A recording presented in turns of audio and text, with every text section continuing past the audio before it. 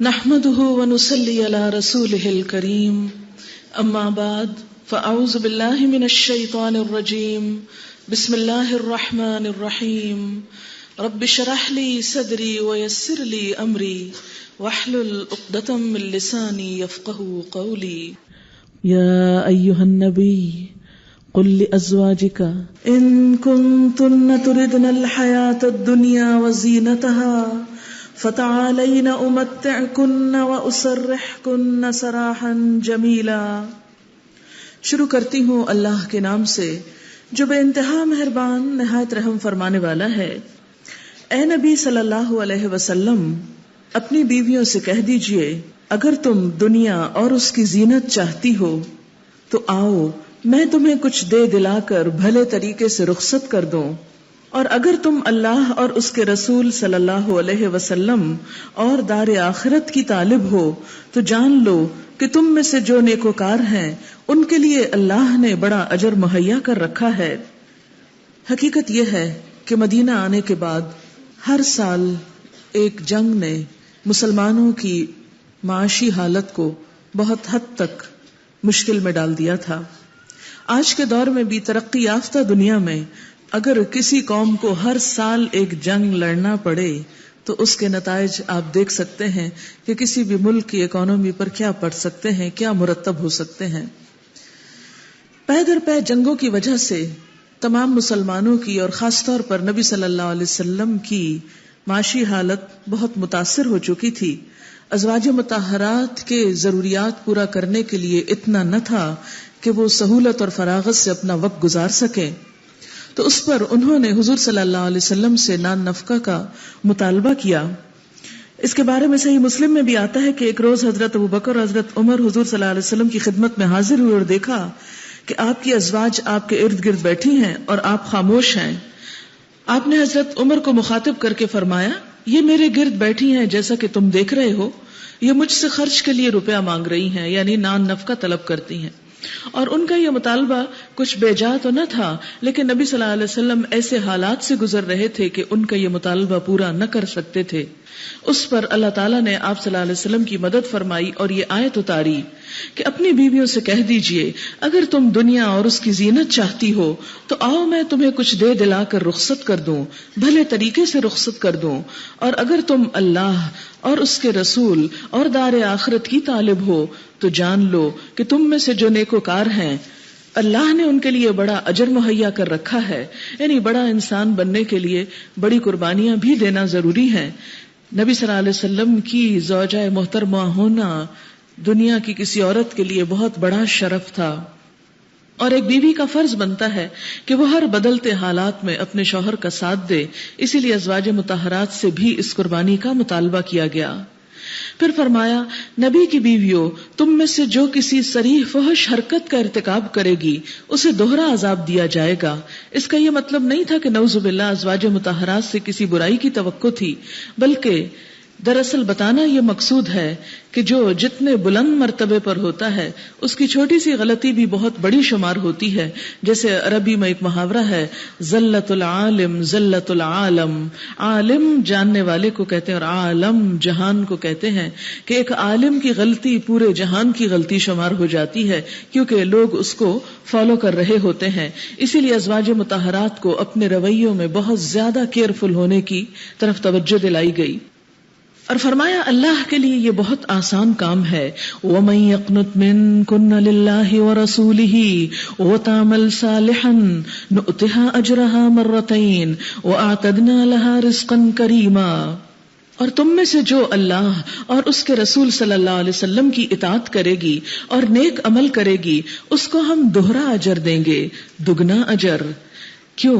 اس لیے کہ جہاں قربانی بڑی ہے وہاں اجر بھی بڑا ہے، اور ہم نے اس کے لیے رزق کریم مہیا کر رکھا ہے، اور اس لیے بھی کہ ازواج مطہرات تمام امت کے لیے ایک نمونہ تھی۔ تو جو شخص نمونہ ہوتا ہے اور اس کے نمونے سے جتنے لوگ نیکی کا راستہ پاتے ہیں وہ اس کے لیے اجر کا سبب بنتے ہیں، اس لیے بھی فرمایا کہ اس کے لیے دوہرا اجر ہے۔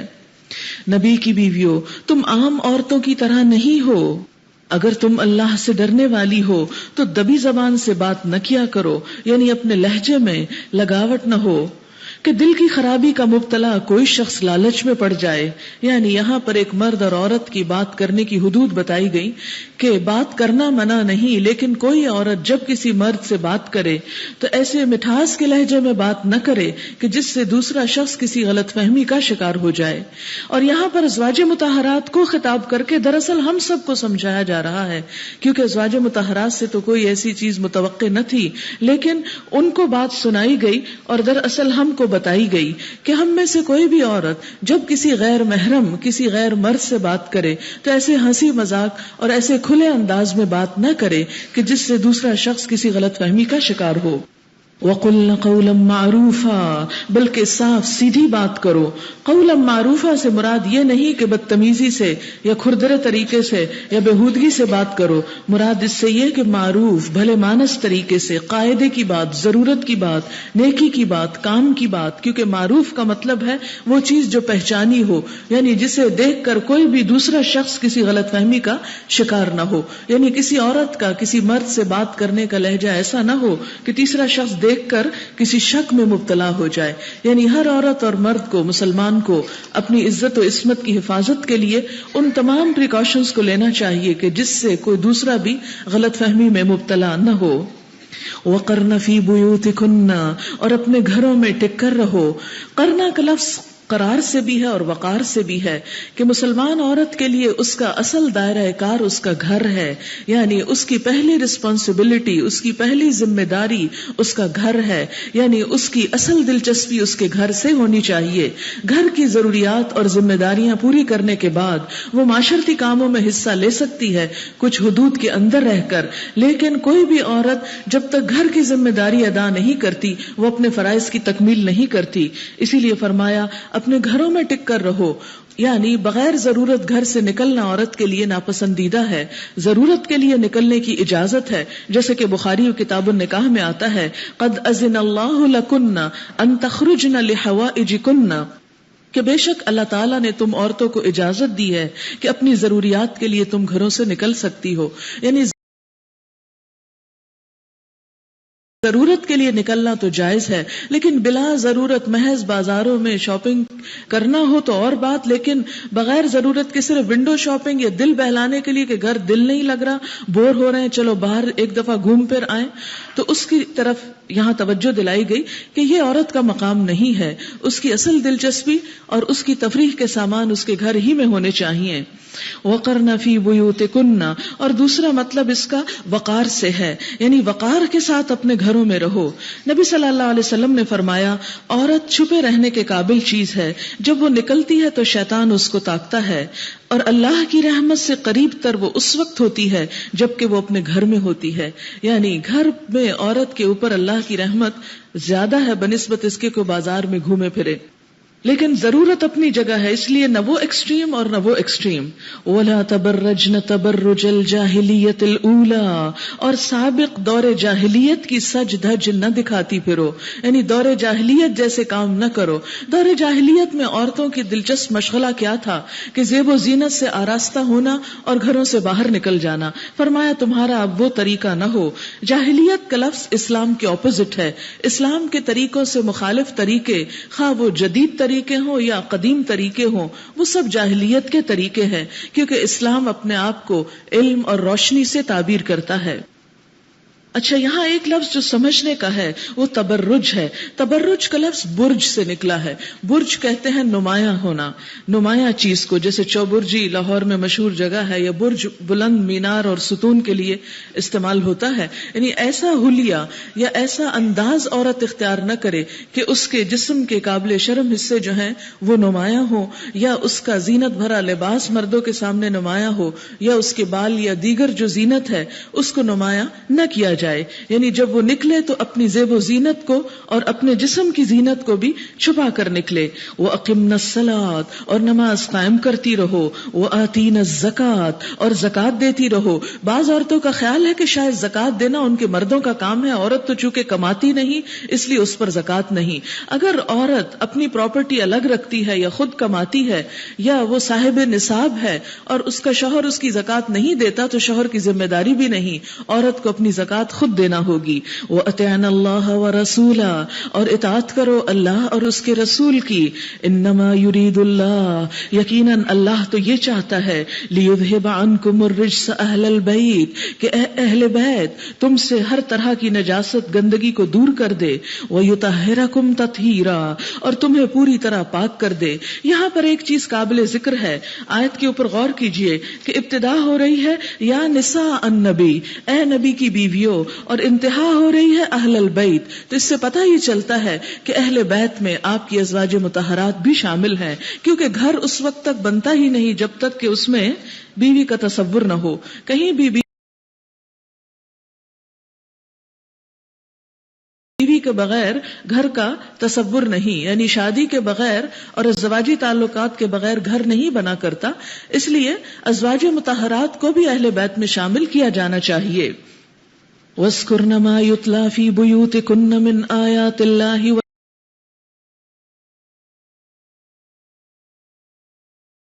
الحکمہ، یاد رکھو اللہ کی آیات اور حکمت کی ان باتوں کو جو تمہارے گھروں میں پڑھی جاتی ہیں، سنائی جاتی ہیں. بے شک اللہ لطیف اور باخبر ہے.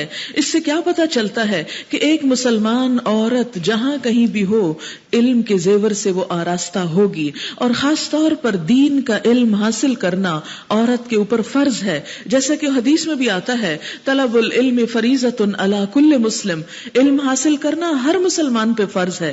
ہمارے ہاں یہ سوچ لیا گیا کہ شاید یہ صرف مردوں کی ذمہ داری ہے، اور عورت کی ذمہ داری تو چونکہ گھر کو چلانا ہے اس لیے اسے پڑھنے لکھنے سے کیا کام. اور عموماً ہمارے ہاں سابق دور میں یہ خیال پایا گیا، اور اب تک بعض دیہاتوں اور بعض علاقوں میں مسلمانوں کے اندر یہ سوچ پائی جاتی ہے کہ عورت کو پڑھنا لکھنا مت سکھاؤ، وہ لکھنا سکھاؤ گے تو وہ خط لکھنا شروع کر دے گی اور اس طرح اس کے اندر بگاڑ ہوگا. یہ سراسر غیر اسلامی تصور ہے. یہاں پر کیا کہا گیا کہ اے ازواج مطہرات تمہیں علم سے آراستہ ہونا چاہیے. کس طرح؟ وَاذْكُرْنَا، ذکر کرتی رہو، مذاکرہ کرتی رہو، پڑھتی رہو، ڈسکس کرتی رہو. کس چیز کو؟ ما یتلا، جو پڑھ کے سنایا جاتا ہے، فی بیوتکن، تمہارے گھروں میں. یعنی ازواج مطہرات کو جو تعلیم نبی صلی اللہ علیہ وسلم نے دی اس کا ذکر ہے کہ تم بعد میں آپ کی تعلیم دینے کے بعد اسے آپس میں ایک دوسرے کو سیکھو سکھاؤ. کیونکہ ذکر کا مطلب صرف ذکر پڑھنا نہیں بلکہ پڑھنا لکھنا اور ڈسکشن کے معنوں میں بھی آتا ہے. مذاکرہ بھی اسی سے ہے. اور آپ جانتے ہیں کہ نبی صلی اللہ علیہ وسلم نے عصر کے بعد کا وقت اپنی ازواج کے لیے مخصوص کر رکھا تھا، یعنی نماز عصر کے بعد آپ ازواج مطہرات کو تعلیم دیتے. تو فرمایا گیا کہ جو تعلیم تمہیں دی گئی ہے اسے بعد میں بھی پڑھتی رہو. یعنی عورت خواہ گھر میں بھی ہو لیکن اسے پڑھنے لکھنے سے شغف رکھنا چاہیے. اور اگر گھر میں اس کے پڑھ کر نہیں سنانے والا کوئی تو پڑھنے کے لیے، اور خاص طور پر کیا پڑھنے کے لیے؟ من آیات اللہ، اللہ کی آیات یعنی قرآن. والحکمہ، حکمت کیا ہے؟ نبی صلی اللہ علیہ وسلم کے وزڈم یعنی حدیث رسول صلی اللہ علیہ وسلم. ان دو بنیادی ماخذ کا علم عورت کے اندر ہونا اس کی ذمہ داری ہے. شوہر کی ذمہ داری ہے، والدین کی ذمہ داری ہے. اور اگر والدین اور شوہر اپنی ذمہ داری پوری نہ کریں تو مسلمان عورت خود اپنی ذمہ داری کو محسوس کرے اور اپنے آپ کو علم سے آراستہ کرے. اور خصوصاً دو چیزوں کا علم نہایت ضروری ہے، من آیات اللہ والحکمہ، اللہ کی آیات اور حکمت کی باتیں. اللہ کی آیات تو قرآن اور حکمت کی باتیں نبی صلی اللہ علیہ وسلم کی احادیث مراد ہیں. پھر فرمایا بے شک اللہ تعالیٰ لطیف اور باخبر ہے. اور ہم دیکھتے ہیں کہ ازواج مطہرات نے علم کی بڑی خدمت کی. حضرت ام سلمہ رضی اللہ تعالیٰ عنہا کے فتاوی کے بارے میں ابن قیم نے لکھا ہے کہ اگر ان کو جمع کیا جائے تو ایک بڑی کتاب بن سکتی ہے. یعنی اتنے فتوے تھے انہوں نے دیے. جو ہمارے ہاں تو یہ کہا جاتا ہے کہ عورت تو مفتی کہاں ہو سکتی اور عورت فتویٰ کہاں دے سکتی ہے، جبکہ ازواج مطہرات سے فتویٰ دینا ثابت ہے. اور پھر کہا یہ جاتا ہے چونکہ وہ تو ازواج مطہرات تھی، نبی صلی اللہ علیہ وسلم کی بیویاں تھی، عام عورت اس مقام کو نہیں پہنچ سکتی، لیکن وہ عام عورت کے لیے ایک نمونہ بھی تو تھی. جس طرح نبی صلی اللہ علیہ وسلم کے بہت سے پہلو مردوں کے لیے نمونہ ہے، تو ازواج مطہرات کے کچھ نسوانی پہلو جو ہیں وہ مسلمان عورتوں کے لیے نمونہ ہے. اس لیے ان کی پیروی کرنا اور ان کے نقش قدم پر چلتے ہوئے اپنے آپ کو علم سے آراستہ کرنا، سیکھنا اور سکھانا. جیسے کہ حضرت عائشہ رضی اللہ تعالی عنہا نے نبی صلی اللہ علیہ وسلم کی وفات کے بعد 48 ایئرز تک نہ صرف یہ کہ عورتوں بلکہ مردوں کو بھی سکھایا. ان المسلمین والمسلمات والمؤمنین والمؤمنات والقانتین والقانتات والصادقین والصادقات والصابرین والصابرات والخاشعین والخاشعات والمتصدقین والمتصدقات والصائمین والصائمات والحافظین فروجهم والحافظات والذاکرین اللہ کثیرا والذاکرات اعد اللہ لهم مغفرۃ واجرا عظیما. بالیقین جو مرد اور جو عورتیں مسلم ہیں، یہاں آپ دیکھیے کہ ہر جگہ پر ہر صفت میں عورت کو شریک کیا گیا. حضرت ام سلمہ اور دیگر صحابیات نے عرض کیا، یا رسول اللہ صلی اللہ علیہ وسلم کیا بات ہے کہ اللہ تعالیٰ نے ہر جگہ قرآن میں بس مردوں سے خطاب کیا، یعنی مذکر کا صیغہ استعمال ہوا ہے جس پر یہ آیات نازل ہوئیں، اور تمام صفات جن میں مردوں کو خطاب کیا گیا تھا بظاہر ان میں عورتوں کو بھی ساتھ شریک کیا گیا، جو دراصل اس بات کا اظہار ہے کہ جو حکم مردوں کے لیے ہے وہ عورتوں کے لیے آٹومیٹیکلی ہے. یہ الگ بات ہے کہ کچھ حیثیتیں مردوں کی مختلف ہیں اور کچھ حیثیتیں عورت کی، اور وہ الگ الگ قرآن میں واضح کر دی گئیں. یقیناً جو مرد اور جو عورتیں مسلم ہیں، مؤمن ہیں، مطیع فرمان ہیں، راست باز ہیں، صابر ہیں، اللہ کے آگے جھکنے والے ہیں، صدقہ دینے والے ہیں، روزہ رکھنے والے ہیں، اپنی شرمگاہوں کی حفاظت کرنے والے ہیں اور اللہ کو کثرت سے یاد کرنے والے ہیں، اللہ نے ان کے لیے مغفرت اور بڑا اجر مہیا کر رکھا ہے. یعنی تمام صفات کے ساتھ اللہ کا ذکر نہایت اہم ہے، کیونکہ جب تک اللہ کا ذکر نہ ہو اس وقت تک دین مکمل نہیں ہوتا. نبی صلی اللہ علیہ وسلم سے ایک شخص نے پوچھا، یا رسول اللہ صلی اللہ علیہ وسلم، جہاد کرنے والوں میں سب سے بڑھ کر اجر پانے والا کون ہے؟ تو آپ نے فرمایا، جو سب سے زیادہ اللہ کو یاد کرنے والا ہو، یعنی جہاد میں بھی ذکر درجے کو بلند کرتا ہے.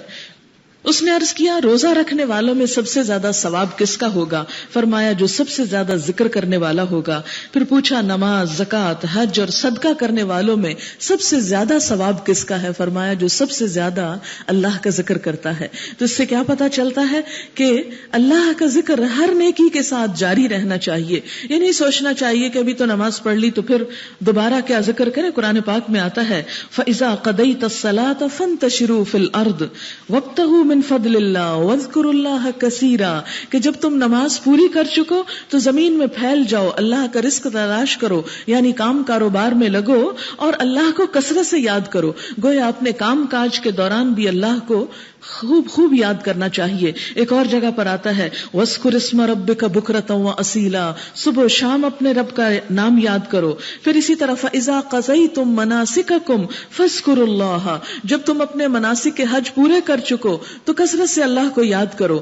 گویا اللہ کی یاد ہر وقت انسان کے دل میں رہنی چاہیے. اور یہ ایک بہت بڑی حقیقت ہے کہ جس سے محبت ہوتی ہے اس کا نام کسی نہ کسی رنگ، کسی نہ کسی طریقے سے انسان لیتا ہی رہتا ہے. یہ ہو نہیں سکتا کہ جو آپ کے دل میں ہو پھر وہ آپ کی زبان پر نہ آئے. تو جس کی یاد یعنی اللہ کی یاد اگر دل میں سمائی ہوئی ہو تو پھر اپنے آپ کو یاد بھی نہیں کرانا پڑتا، آٹومیٹیکلی انکانشیسلی انسان اللہ کے ذکر میں مشغول رہتا ہے. وہ رات کو سوتے ہوئے بھی اگر اس کی آنکھ کھلتی ہے تو فوراً اللہ کو یاد کرتا ہے. وہ دکھ میں، وہ سکھ میں، وہ خوشی میں، وہ غم میں، وہ صبح میں، وہ شام میں، ہر وقت اللہ کو یاد کرتا چلا جاتا ہے. اور قیامت کے دن یہی ذکر انسان کے درجات کو بلند کرنے کا سبب بنے گا. اعد اللہ لہم مغفرتاً، ان لوگوں کے لیے اللہ نے بخشش کا وعدہ کر رکھا ہے، واجرا عظیما، اور اجر عظیم کا. وما كان لمؤمن ولا مؤمنة اذا قضى الله ورسوله امرا ان يكون لهم الخيرة من امرهم، کسی مومن مرد اور کسی مومن عورت کو یہ حق نہیں کہ جب اللہ اور اس کا رسول صلی اللہ علیہ وسلم کسی معاملے کا فیصلہ کر دیں تو پھر اسے اپنے اس معاملے میں خود فیصلہ کرنے کا اختیار حاصل رہے.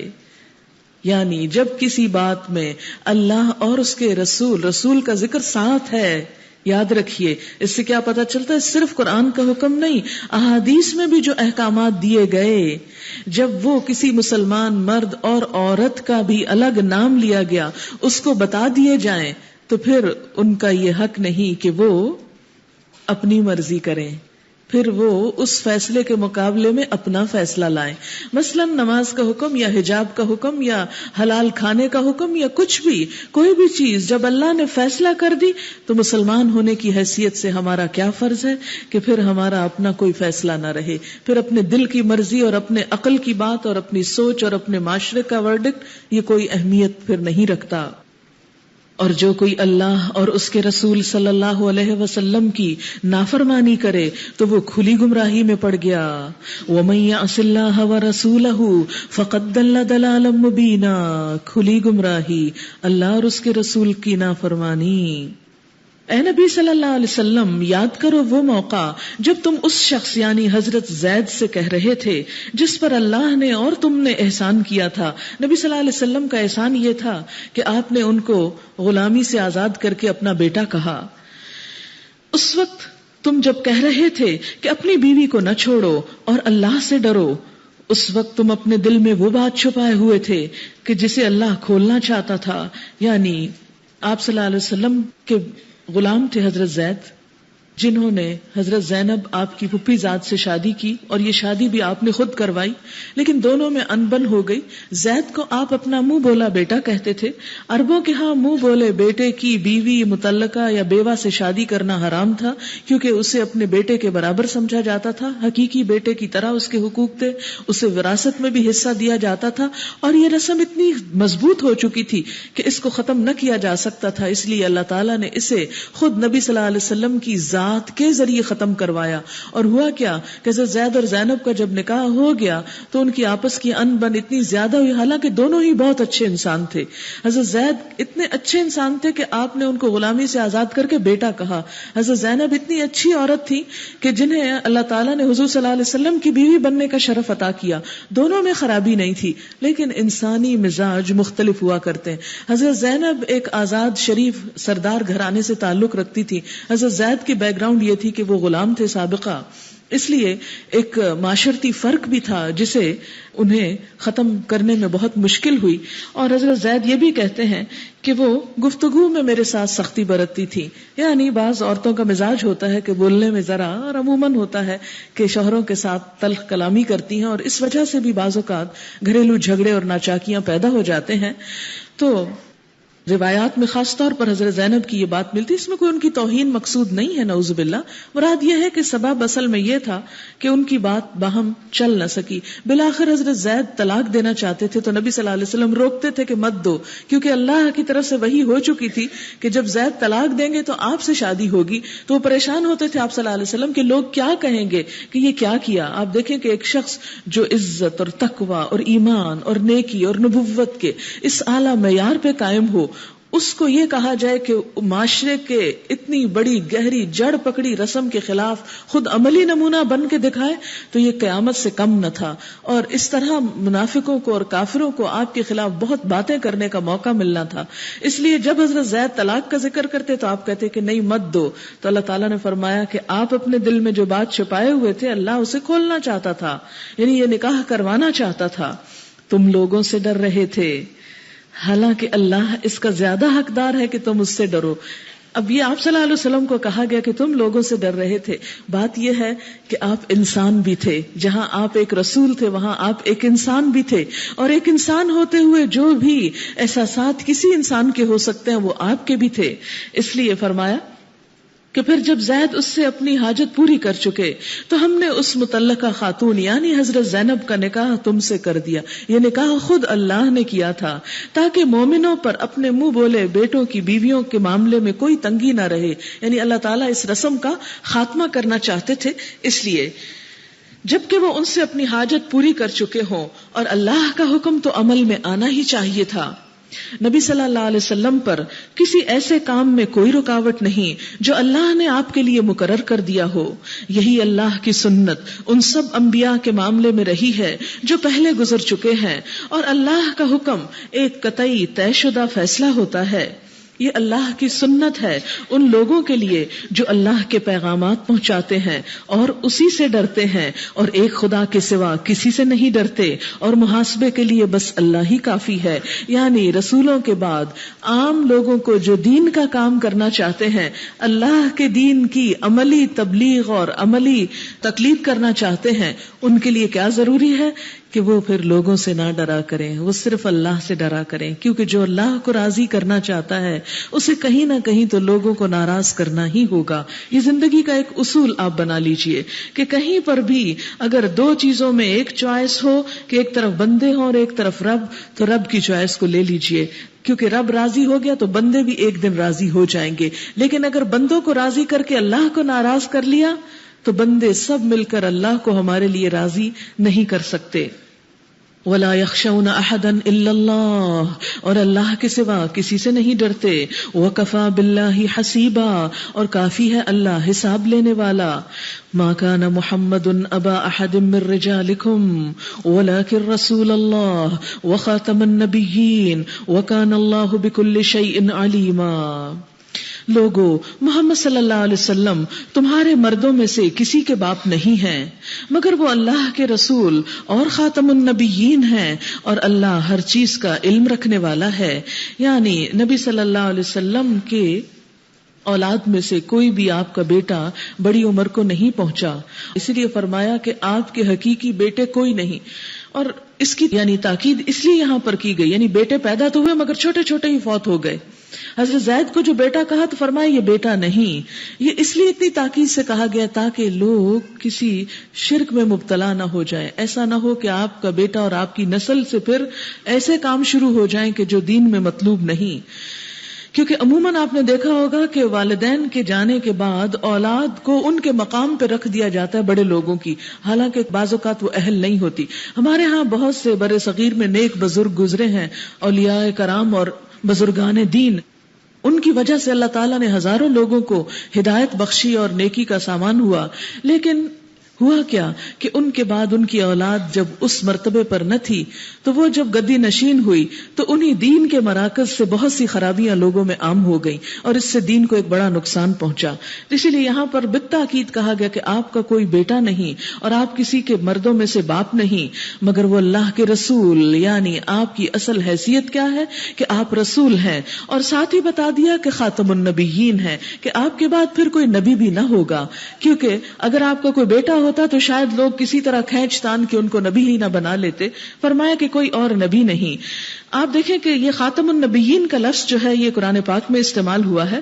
ختم کا مطلب ہوتا ہے کسی چیز کا فنش ہو جانا، ختم ہو جانا۔ خاتم النبیین کا کیا مطلب ہے کہ آپ کے بعد نبوت کا سلسلہ ختم ہو گیا ہے۔ اور بعض لوگوں نے اس سے مراد یعنی خاتم سے مراد نبوت کی مہر لی، اور پھر مہر لگنے سے آپ کے نبی بنانے کا فلسفہ ایجاد کیا، جبکہ اس کی کوئی حقیقت نہیں۔ ختم کا لفظ بہت سمپل سیدھا سادہ لفظ ہے جس کا مطلب ہر شخص سمجھتا ہے کہ کوئی بھی چیز ختم ہو گئی تو اس کا مطلب کیا ہے کہ اس کے بعد اور نہیں ہے۔ اور خاتم النبیین کی صرف یہ نہیں کہ ہم لفظ سے ہم معنی نکالیں گے، بلکہ نبی صلی اللہ علیہ وسلم کے اپنے ارشادات بھی ہمارے سامنے رہنے چاہیے۔ آپ صلی اللہ علیہ وسلم نے فرمایا، بنی اسرائیل کی قیادت انبیاء کرتے، جب کوئی نبی مر جاتا تو دوسرا نبی اس کا جانشین ہوتا، مگر میرے بعد کوئی نبی نہ ہوگا بلکہ خلفاء ہوں گے۔ یہ بخاری کی روایت ہے۔ اسی طرح ایک اور حدیث ہے مسلم کی، آپ صلی اللہ علیہ وسلم نے فرمایا، مجھے 6 باتوں میں انبیاء پر فضیلت دی گئی، جس میں سے ایک بات یہ کہ میری شریعت یعنی مجھے تمام دنیا کے لیے رسول بنایا گیا اور میرے اوپر انبیاء کا سلسلہ ختم کر دیا گیا، یعنی تمام مخلوق کے لیے اب آپ ہی نبی ہیں، اور کسی نئے نبی کے آنے کی ضرورت اس وقت ہوتی ہے جب پہلے نبی کی تعلیمات مٹ چکی ہوں۔ آپ کا قرآن بھی موجود ہے، آپ کی سیرت بھی موجود ہے، حیات طیبہ موجود ہے، احادیث موجود ہیں، دین اپنی شکل میں موجود ہے۔ اس سے پہلے جتنے بھی انبیاء ایک کے بعد ایک آتے رہے تو ہوتا یہ تھا کہ کتابیں تبدیل کر دی جاتی، تعلیمات مٹ جاتی، تو پھر نیا نبی، نئی کتاب، نئی شریعت شریعت دین تو وہی ہوتا تھا لیکن نئے طریقے سے پھر وہ لوگوں کے اندر تجدید کرتا. لیکن چونکہ نبی صلی اللہ علیہ وسلم کا ہر عمل محفوظ ہے اس لیے کسی اور نبی کے آنے کی ضرورت نہیں. اب امت کو یہ فریضہ دیا گیا کہ کذالک جعلناکم امۃ وسطا لتکونوا شہداء علی الناس، کہ تمہیں امت وسط بنایا تاکہ تم لوگوں کو حق کی گواہی کا پیغام سناؤ. یعنی امت اب یہ کام کرے گی، نہ کہ کسی نئے نبی کے ذریعے یہ کام ہوگا. پھر نبی صلی اللہ علیہ وسلم نے فرمایا، ترمذی کی روایت ہے کہ رسالت اور نبوت کا سلسلہ ختم ہو گیا ہے، میرے بعد اب نہ کوئی رسول ہے نہ نبی ہے. اسی طرح بے شمار احادیث اس باب میں ملتی ہیں. اس طرح ہم دیکھتے ہیں کہ صحابہ کرام کا اجماع تھا اس بات پر کہ اور کوئی نبی نہیں آئے گا. اور ہم دیکھتے ہیں کہ نبی صلی اللہ علیہ وسلم کی وفات کے فوراً بعد جن لوگوں نے نبوت کا دعویٰ کیا، یعنی جھوٹے نبی بننے کا، ان کی نبوت کو مانا نہیں گیا اور ان سب کے خلاف صحابہ کرام نے بالاتفاق جنگ کی، کیونکہ ایسا کرنے والے دراصل کفر کا ارتکاب کر رہے تھے. اور اسی طرح ہم دیکھتے ہیں کہ ایک شخص جس کا نام مسلمہ کذاب تھا، اس نے ایک خط لکھا نبی صلی اللہ علیہ وسلم کو، من مسلمہ رسول اللہ الی محمد رسول اللہ سلام علیک فانی اشرکت فی الامر معک. مسلمہ رسول اللہ کی طرف سے محمد رسول اللہ کی طرف آپ پر سلام ہو، آپ کو معلوم ہو کہ میں آپ کے ساتھ نبوت کے کام میں شریک کیا گیا ہوں. یہ خط تھا جو آپ کے دور میں آپ صلی اللہ علیہ وسلم کو بھیجا گیا ایک جھوٹے نبی کی طرف سے. تو اس پر ہم دیکھتے ہیں کہ اسے کافر قرار دیا گیا اور اس کے خلاف جنگ کا اعلان کیا گیا. اس لیے اس دور میں بھی اور آج کے دور میں بھی کسی بھی شخص کو جو نبوت کا دعویٰ کرے اس کو نبی ماننا یا مجدد ماننا یا کچھ اور رسول ماننا یہ درست نہ ہوگا اور اس میں انسان کے ایمان میں خلل آتا ہے. آپ دیکھیں اعمال کی کمی کوتاہی اللہ تعالیٰ معاف کر دیں گے، لیکن اگر عقیدے میں خلل ہو جائے تو انسان کے لیے راستے بہت مختلف ہو جاتے ہیں. اس لیے اس معاملے میں کیونکہ عموماً یہ غلط فہمی عام کی جاتی کہ جو شخص کلمہ پڑھتا ہو اس کو آپ کافر کیسے کہتے ہیں، تو بات یہ ہے کہ نبی صلی اللہ علیہ وسلم کی نبوت کو آخری نبوت ماننا ایمان کا ایک حصہ ہے. آپ کے بعد جب کوئی نبی ہے نہیں تو اس کو نبی مان لینا بھی ایک طرح سے کفر ہو جاتا ہے، جیسے نبی کو نہ ماننا کفر ہوتا ہے. کیونکہ اگر ایک نبی واقعی نبی ہے اور اس کو نہیں مانا جا رہا تو اس کا مطلب ہے سارے لوگ کافر قرار پائے جو اس کو نہیں مان رہے. کیونکہ جب کوئی نبی آ جاتا ہے تو پھر اس کے بغیر کوئی چارہ نہیں کہ آپ اس کو نبی مانیں، اور اگر کوئی ہے نہیں اور پھر اس کو مانا جا رہا ہے تو یہ بھی پھر اسی بات کے ایکول ہو جاتا ہے. پھر یہ کہ پچھلی سب کتابوں میں نبی صلی اللہ علیہ وسلم کی آمد کی خوشخبری تھی، لیکن قرآن میں کسی اور نبی کے آنے کی کوئی خبر نہیں دی گئی. کیا اللہ تعالیٰ کو ہمارے ایمان سے کوئی دشمنی تھی؟ اور پھر یہ ہے کہ ضرورت بھی نہیں، کیونکہ نبی نے جو کچھ لانا تھا وہ تو سب موجود ہے، اب اس کو پڑھنے سمجھنے اور آگے پہنچانے کی ضرورت ہے. اور نیا نبی کسی امت کے لیے رحمت کا سبب نہیں، تفرقے اختلاف کا سبب ہے اور امت کی وحدت اور شیرازے کو تقسیم کرنے کا سبب ہے. اس لیے اس چیز کو بہت کیئرفلی سمجھنے کی ضرورت ہے. پھر ہم دیکھتے ہیں کہ بعض لوگوں نے کہا کہ حضرت عیسیٰ علیہ السلام جو ہیں وہ خود تو فوت ہو گئے تھے لیکن ان جیسا کوئی شخص مسیح عیسیٰ آئے گا. تو ایسی بھی کوئی بات نہیں. نبی صلی اللہ علیہ وسلم کی واضح احادیث جو تواتر کا مطلب ہوتا ہے اتنی کثرت سے احادیث ہیں حضرت عیسیٰ علیہ السلام کے دوبارہ واپس آنے کی کہ جس میں کسی جھوٹ کا احتمال نہیں. اور آپ کی آمد کے ساتھ جو شرائط اور نشانیاں بتائی گئیں وہ یہ ہے کہ آپ حضرت عیسیٰ علیہ السلام جب آئیں گے اس وقت آپ صلیب کو توڑیں گے اور خنزیر کو قتل کر دیں گے، یعنی عیسائی کلچر جو ہے وہ ختم ہو کر رہ جائے گا. صلیب بھی ختم ہو جائے گی اور خنزیر بھی، پورک بھی. اور ہم دیکھتے ہیں کہ اگر جیسے ہمارے ہاں بعض لوگوں کا خیال ہے مرزا غلام احمد قادیانی جو تھے وہ مسیح عیسیٰ ہیں کہ عیسیٰ کے روپ میں دوبارہ آئے ہیں، تو یہ بھی ایک غلط فہمی پر مبنی بات ہے.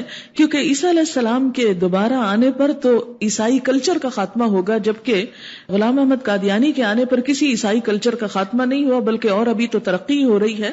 حقیقت میں جب عیسیٰ علیہ السلام آئیں گے تو اس وقت پھر جیسے حدیث میں آتا ہے کہ سارا کلمہ اللہ کے لیے بس ایک ہو جائے گا، یعنی دین ایک دفعہ مکمل شکل میں دنیا میں پھیل جائے گا. اس لیے چونکہ یہ معاملہ عقیدے سے متعلق ہے اس لیے اس کی تھوڑی سی ڈیٹیل اور وضاحت میں جانا ہر مسلمان کا فرض ہے تاکہ وہ کسی بھی قسم کی غلط فہمی میں مارا نہ جائے. پھر اس کے بعد فرمایا یا ایھا الذین آمنوا اذکروا اللہ ذکرا کثیرا، اے لوگو جو ایمان لائے ہو اللہ کو کثرت سے یاد کرو. آج تو ویسے بھی جمعے کا دن ہے اور کثرت سے ذکر کی توجہ دلائی جا رہی ہے، اس لیے دن کا بقیہ حصہ بھی ذرا اس پہ ضرور توجہ کریں، کیونکہ ذکر جو ہے وہ انسان کے دل کو اطمینان بخشتا ہے، دلوں کی روشنی، دلوں کی رونق، دلوں کا سکون، دلوں کا اطمینان۔ اور یہاں پر صرف ذکر نہیں فرمایا، ذکرن کثیرا، کثرت سے ذکر کرو، جیسا کہ ایک حدیث میں آتا ہے کہ اتنا ذکر کرو کہ لوگ تم کو دیوانہ کہنے لگیں۔ وَسَبِّحُوهُ بُكْرَةً وَأَصِيلًا، اور صبح و شام اس کی تسبیح کرتے رہو، وہی ہے جو تم پر رحمت فرماتا ہے اور اس کے ملائکہ تمہارے لیے دعائے رحمت کرتے ہیں تاکہ وہ تمہیں تاریکیوں سے روشنی میں نکال لائے، وہ مومنوں پر بہت مہربان ہے۔ یعنی ذکر کا فائدہ کیا ہوگا؟ اندھیروں سے روشنی میں آؤ گے، ہدایت کا راستہ واضح ہو جائے گا۔ جس روز وہ اس سے ملیں گے ان کا استقبال سلام سے ہوگا اور ان کے لیے اللہ نے بڑا باعزت اجر فراہم کر رکھا ہے۔ یعنی ذکر کرنے والوں کے لیے اللہ نے بڑا باعزت اجر فراہم کر رکھا ہے۔ اے نبی صلی اللہ علیہ وسلم، ہم نے تمہیں بھیجا ہے گواہ بنا کر، کس کا؟ حق کا، بشارت دینے والا اور ڈرانے والا بنا کر، یعنی جو اچھے کام کریں ان کے لیے خوشخبری اور جو غلط کام کریں ان کے لیے وارننگ، اللہ کی اجازت سے اس کی طرف دعوت دینے والا، وداعیا الی اللہ باذنہ وسراجا منیرا، اور روشن چراغ بنا کر، وبشر المؤمنین، اور مومنوں کو بشارت دے دو، کس بات کی؟ بان لہم من اللہ فضلا کبیرا، کہ ان کے لیے اللہ کی طرف سے بہت بڑا فضل ہے۔ اور ہرگز نہ اطاعت کرو کافروں اور منافقوں کی، اور ان کی اذیت رسانی کی پرواہ نہ کرو، کیونکہ جب تم اللہ کی طرف رجوع کرو گے، نبی صلی اللہ علیہ وسلم کے طریقے پہ چلو گے، تو لوگ باتیں بنائیں گے، اور ایسے باتیں بنانے والوں کی باتوں کی پرواہ نہ کرو، اور بھروسہ کر لو اللہ پر، اللہ ہی اس کے لیے کافی ہے کہ آدمی اپنے معاملات اس کے سپرد کر دے۔ یا ایھا الذین آمنوا، اے لوگو جو ایمان لائے ہو، جب تم مومن عورتوں سے نکاح کرو اور پھر انہیں ہاتھ لگانے سے پہلے طلاق دے دو، یعنی صرف پیپر پہ نکاح ہوا، مثلا لڑکی باہر کے ملک تھی، لڑکا یہاں تھا، اور ابھی باہم ملاقات ہی نہیں ہوئی، رخصتی نہیں ہوئی، تو تمہاری طرف سے ان پر کوئی عدت لازم نہیں، یعنی پھر نکاح کے ہونے کے بعد اگر طلاق ہو جائے تو عدت نہیں، جس کے پورے ہونے کا تم مطالبہ کر سکو، لہذا انہیں کچھ مال دو اور بھلے طریقے سے رخصت کر دو۔ یعنی ایسی صورت میں اگر رخصتی نہیں ہوئی پھر بھی عورت کے لیے حق دیا گیا کہ اسے کچھ نہ کچھ مال دیا جائے، کیونکہ وہ عورت اس شخص کے نام کے ساتھ منسوب ہوئی تھی، اسے کمپنسیٹ کیا جائے۔ اے نبی صلی اللہ علیہ وسلم، ہم نے تمہارے لیے حلال کر دی تمہاری وہ بیویاں جن کے مہر تم نے ادا کیے ہیں، اور وہ عورتیں جو اللہ کی عطا کردہ لونڈیوں میں سے تمہاری ملکیت میں آئیں، اور تمہاری وہ چچا زاد اور پھپھی زاد اور مامو زاد اور خالہ زاد بہنیں جنہوں نے تمہارے ساتھ ہجرت کی ہے، اور وہ مومن عورت جس نے اپنے آپ کو نبی صلی اللہ علیہ وسلم کے لیے ہبہ کیا ہو، اگر نبی صلی اللہ علیہ وسلم اسے نکاح میں لینا چاہیں، یہ رعایت خالصتاً تمہارے لیے ہے، دوسرے مومنوں کے لیے نہیں ہے۔ ہم کو معلوم ہے کہ عام مومنوں پر ان کی بیویوں اور لونڈیوں کے بارے میں ہم نے کیا حدود عائد کیے ہیں، تمہیں ان حدود سے ہم نے اس لیے مستثنی کیا تاکہ تمہارے اوپر کوئی تنگی نہ رہے، اور اللہ غفور الرحیم ہے۔ تم کو اختیار دیا جاتا ہے کہ اپنی بیویوں میں سے جس کو چاہو اپنے سے الگ رکھو، جسے چاہو اپنے ساتھ رکھو، جسے چاہو الگ رکھنے کے بعد اپنے پاس بلا لو، اس معاملے میں تم پر کوئی تنگی نہیں۔ اس طرح زیادہ توقع ہے کہ ان کی آنکھیں ٹھنڈی رہیں گی اور وہ غمگین نہ ہوں گی، اور جو کچھ بھی تم ان کو دو گے اس پر وہ راضی ہوں گی۔ اللہ جانتا ہے جو کچھ تم لوگوں کے دلوں میں ہے، اور اللہ علیم اور حلیم ہے۔ یہاں نبی صلی اللہ علیہ وسلم کی کثرت ازدواج کا ذکر ہے۔ آپ کو معلوم ہے کہ اسلام پر غیر مسلموں کی طرف سے جو ایک بہت بڑا اعتراض کیا جاتا ہے وہ یہ کہ نبی صلی اللہ علیہ وسلم نے اتنی شادیاں کیوں کی، اور شادیوں کی بات کر کے، اور خصوصاً یاد رکھیں یہ الزام کرسچنز کی طرف سے ہے، اور بھی لوگ کہتے ہیں مگر بنیاد کرسچنز ہے۔ کیوں؟ اس لیے کہ ان کے ہاں تقوی کی علامت کیا ہے کہ شادی کی ہی نہ جائے، اور اگر کوئی کرتا ہے تو بس ایک دفعہ ایک ہی شادی کرے، اور نہ وہ اب طلاق دے سکتا ہے نہ دوسری شادی کر سکتا ہے۔ ان کے ہاں بہت سختی ہے اس معاملے میں، لیکن اسلام نے ان پابندیوں کو نرم کیا تاکہ ایک معتدل انداز سے زندگی بسر کی جا سکے، کہ اگر ایک سے بڑھ کر 4 تک کی اجازت دی تاکہ نکاح کے باہر کوئی کسی سے تعلق نہ رکھے. عیسائی دنیا میں ہم دیکھتے ہیں کہ جہاں شادی تو ایک ہی سے کی جا سکتی ہے، لیکن شادی سے باہر ایکسٹرا میرٹل ریلیشنز کی کوئی قید نہیں، حد نہیں، سینکڑوں بھی ہو سکتی ہیں، ہر روز ایک نئی ہو سکتی ہے. تو یہ ری ایکشن ہے دراصل اس سختی کا کہ ایک سے آگے تم نکاح نہیں کر سکتے. اسلام نے بوقت ضرورت، بوقت حاجت، بوقت مشکل 4 تک کی اجازت دی، لیکن نبی صلی اللہ علیہ وسلم کو اس سے زیادہ کی اجازت دی گئی.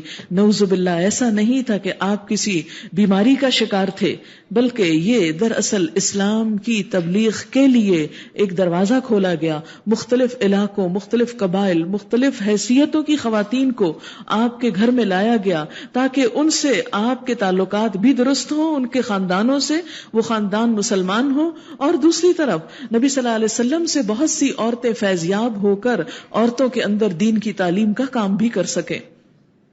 اس میں ہم دیکھتے ہیں کہ نبی صلی اللہ علیہ وسلم نے اپنی عین جوانی کے موقع پر پیدائش سے لے کر 25 سال تک کوئی نکاح نہیں کیا. حالانکہ عرب کی جو آب و ہوا تھی اس میں کسی نوجوان کے لیے 25 سال تک بغیر شادی کے رہنا بھی ایک عجیب بات تھی. 25 سال میں ایک بھی کوئی نعوذ باللہ سکینڈل ہمیں نہیں ملتا کہ آپ نے شادی کے بغیر پہلے ہی لڑکیوں سے کوئی دوستی کی ہو، کہیں نہیں، نیور. بالکل پاکیزہ زندگی بسر کی. پھر 25 سے 50 سال کی عمر تک another 25 years اپنے سے 15 سال بڑی خاتون حضرت خدیجہ سے نکاح رکھا، صرف ایک شادی. 50 سال میں عمر گزر گئی شادیوں والی، اب کیا ہے، اب تو میچور عمر آ گئی، لیکن اب اللہ کا حکم آیا، اس لیے کچھ اور شادیاں کرنی پڑیں. تو آپ دیکھیں کہ وہ شخص جس نے 25 سال کی عمر میں 40 سال کی عورت سے، جو میچور عورت ہے، اس سے شادی کی ہے، اس کے اندر نعوذ باللہ آپ سوچ سکتے ہیں کہ کوئی ایسی خرابی تھی؟ جس نے 25 سال تک کوئی افیئر نہیں چلایا، 50 سال تک ایک شادی رکھی. کبھی عقل کے ناخن لو، ہوش میں آؤ کہ اس نے 50 کے بعد کی تو کیوں کی. ابھی ایک نکاح کا حال تو آپ نے سنا کہ اللہ تعالیٰ فرماتے ہیں میں نے خود کر دیا. جس نکاح کو اللہ کر دے اس پہ آپ اعتراض کر سکتے ہیں، اور آپ کوئی بری بات سوچیں گے تو اللہ پہ دراصل اعتراض کریں گے. پھر اس کے بعد 50 سے 55 سال تک ایک بیوہ جو 50 سالہ تھی، حضرت سودا، ان سے نکاح رہا. اب 55 سال کے ہیں آپ، 55 سے 60 سال، یہ 5 سال جو ہیں اس میں آپ نے زیادہ نکاح کیے. اور جیسے کہ بعض مستشرقین اورینٹلسٹ نے کہا کہ نعوذ باللہ آپ کسی نفسیاتی بیماری کا شکار ہو گئے تھے اور عورتوں کے پیچھے پڑ گئے تھے اور اس لیے ایک کے بعد ایک نکاح کیا. تو اس کا جواب اس میں بھی ہے کہ پھر 60 سے 63 سال یعنی 3 سال کی عمر میں پھر کوئی نکاح نہیں کیا. یعنی اگر کوئی بیماری ہوئی تھی تو وہ اچانک کہاں چلی گئی بیماری. تو یہ سب الزامات اور اعتراضات ہیں. اب چونکہ اس وقت اتنا ڈیٹیل میں جانے کا وقت نہیں، یہ میرا بہت پسندیدہ ٹاپک ہے جس پر بہت ڈیٹیل سے میں بات کیا کرتی ہوں. انشاءاللہ جب سال کا کورس ہوگا اس میں اس موضوع کو بہت ڈیپتھ میں کنسیڈر کروں گی، کیونکہ ہماری ینگر جنریشن اور ہمارا پڑھا لکھا طبقہ جو ہی نبی صلی اللہ علیہ وسلم کا یہ پہلو دیکھتا ہے کہ جی اتنی شادیاں، نہیں ہم کو تو یہ اسلام قبول نہیں اور ہم ایسے اسلام کے اندر نہیں جا سکتے. حالانکہ نہ اس کے کانٹیکسٹ کو دیکھتے ہیں، نہ اس کی حیثیت اور حقیقت کو دیکھتے ہیں، نہ آگے پیچھے دیکھتے ہیں، صرف ایک بات کو لے کر اسلام پر اور حضور صلی اللہ علیہ وسلم کی ذات پہ نعوذ باللہ کیچڑ اچھالتے ہیں اور اپنے آپ کو بھی دین سے بدظن کرتے ہیں اور دوسرے لوگوں کے پاس جواب دینے کے لیے بھی کچھ نہیں ہوتا. تو اس کے لیے اتنے اگر آپ یہ ادوار 5 ادوار یاد رکھیں تو آپ کو انشاءاللہ بہت سے جواب یہی مل جائیں گے. اور پھر آپ دیکھیں کہ آخر میں ساتھ ہی یہ کہا گیا کہ آپ پہ کوئی فرض نہیں کہ آپ عدل کریں، آپ جسے چاہیں رکھیں جسے چاہیں چھوڑ دیں. یہ بھی آپ کو کیوں آزادی دی؟ تاکہ ازواج مطہرات یہ نہ سوچیں کہ ان کے ساتھ کوئی زیادتی کی جا رہی اگر کہیں کمی بیشی ہو. لیکن اس پر بھی آپ دیکھیں کہ معجزانہ طریقے سے آپ صلی اللہ علیہ وسلم نے تمام ازواج کے درمیان عدل و انصاف کیا، ان کے حقوق پورے کیے اور ان کے ساتھ بہترین معاملہ کیا. اور پھر آپ دیکھیں کہ جہاں تک محبت کا معاملہ ہے تو وہ تو کسی انسان کے بس میں نہیں، اسی لیے آپ فرمایا کرتے تھے کہ اللہ یہ میری تقسیم ہے، یعنی جو بظاہر مال میں، وقت کے گزارنے میں، باقی چیزوں میں، لیکن جو چیز میرے دل کے اختیار میں نہیں کہ کسی ایک بیوی کے لیے دل میں جگہ کا زیادہ ہونا، اللہ اس کا مالک تو ہے اور اس کا معاملہ میں تیرے ہی سپرد کرتا ہوں. لیکن باقی تمام چیزوں میں آپ صلی اللہ علیہ وسلم نے باریاں مقرر کرنے میں وغیرہ وغیرہ وہ سب عدل و انصاف سے کام لیا. پھر فرمایا اس کے بعد تمہارے لیے دوسری عورتیں حلال نہیں جن کا ذکر کیا گیا.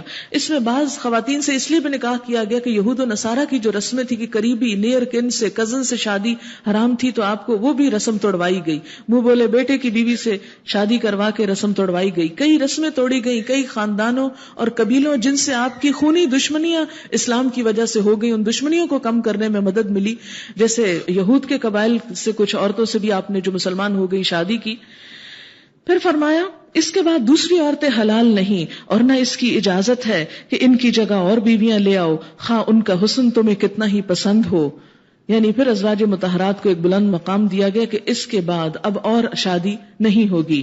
البتہ لونڈیوں کی تمہیں اجازت ہے، لیکن اس میں بھی آپ دیکھیں کہ اجازت کے باوجود آپ صلی اللہ علیہ وسلم کو نعوذ باللہ اگر کوئی نفسانی خواہش کا غلبہ ہوتا تو جب اللہ نے قرآن میں کہہ دیا کہ آپ کو اجازت ہے پھر بھی آپ نے اس اجازت سے اس طرح فائدہ نہیں اٹھایا، تو اس میں اس چیز کی حکمت اصلیت کو سمجھنے کی ضرورت ہے. اللہ ہر چیز پر نگران ہے. اے لوگو جو ایمان لائے ہو، نبی صلی اللہ علیہ وسلم کے گھروں میں بلا اجازت نہ چلے آیا کرو. کھانے کا وقت نہ تاکتے رہو.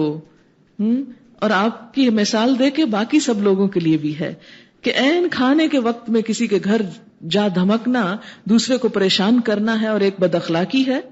ہاں اگر تمہیں کھانے پہ بلایا جائے تو ضرور آؤ، یعنی دعوت قبول کرنا بھی فرض ہے. مگر جب کھانا کھا چکو تو منتشر ہو جاؤ، یعنی کھانا کھا کے بیٹھے مت رہو کہ گھر والوں کو پریشان کر دو. باتوں میں نہ لگے رہو. تمہاری یہ حرکتیں نبی صلی اللہ علیہ وسلم کو تکلیف دیتی ہیں، مگر وہ شرم کی وجہ سے کچھ نہیں کہتے. اللہ حق بات کہنے میں نہیں شرماتا. نبی کی بیویوں سے اگر تمہیں کچھ مانگنا ہو تو پردے کے پیچھے سے مانگو.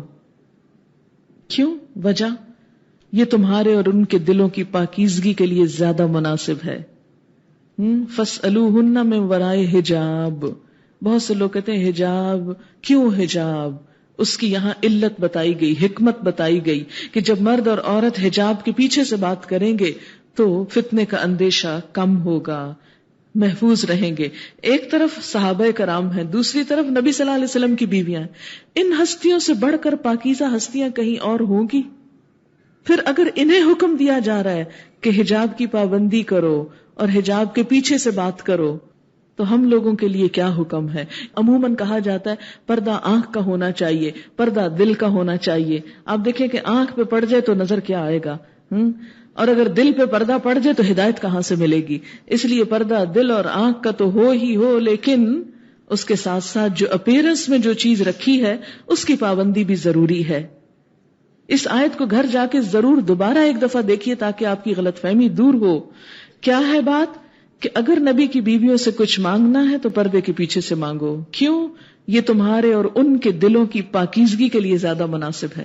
یعنی پردے کے بغیر پاکیزگی میں خلل آ سکتا ہے. اور کوئی شخص کہ نہیں میں تو انتہائی پاکیزہ ہوں، تو قرآن میں یہ کہنا بھی منع کیا گیا لا تزکوا انفسکم، اپنے آپ کو بہت پاکیزہ مت کہا کرو، اپنے آپ کو مت پاکیزہ سمجھو. بل اللہ یزکی من یشاء، اللہ ہی جسے چاہتا ہے پاک کرتا ہے، وہ جانتا ہے کون پاک ہے اور کون نہیں. یہ محض دعویٰ ہے نا، اس لیے دعویٰ کرتے ہیں کہ اندر کسی کو نظر جو نہیں آتا اور دعویٰ کر کے چھوٹ جاتے ہیں. اب کوئی بیچارہ کیا کہے، اسے چپ کرا دیا. تمہارے لیے یہ ہرگز جائز نہیں کہ اللہ کے رسول صلی اللہ علیہ وسلم کو تکلیف دو، اور نہ یہ جائز ہے کہ ان کے بعد ان کی بیویوں سے نکاح کرو. اللہ کے نزدیک یہ بہت بڑا گناہ ہے. تم خواہ کوئی بات کرو یا چھپاؤ، اللہ کو ہر بات کا علم ہے. اللہ کو سب پتا ہے کہ تمہارے دلوں میں اصل بات کیا ہے. ازواج نبی صلی اللہ علیہ وسلم کے لیے اس میں کوئی مذائقہ نہیں کہ ان کے باپ، ان کے بیٹے، ان کے بھائی، ان کے بھتیجے، ان کے بھانجے، ان کے میل جول کی عورتیں اور ان کے مملوک گھروں میں آئیں. یعنی ان سے کوئی پردہ نہیں. اے عورتوں، تمہیں اللہ کی نافرمانی سے پرہیز کرنا چاہیے. اللہ ہر چیز پر نگاہ رکھتا ہے. واتقین اللہ، اللہ کا تقوی کرو، اللہ سے ڈرو.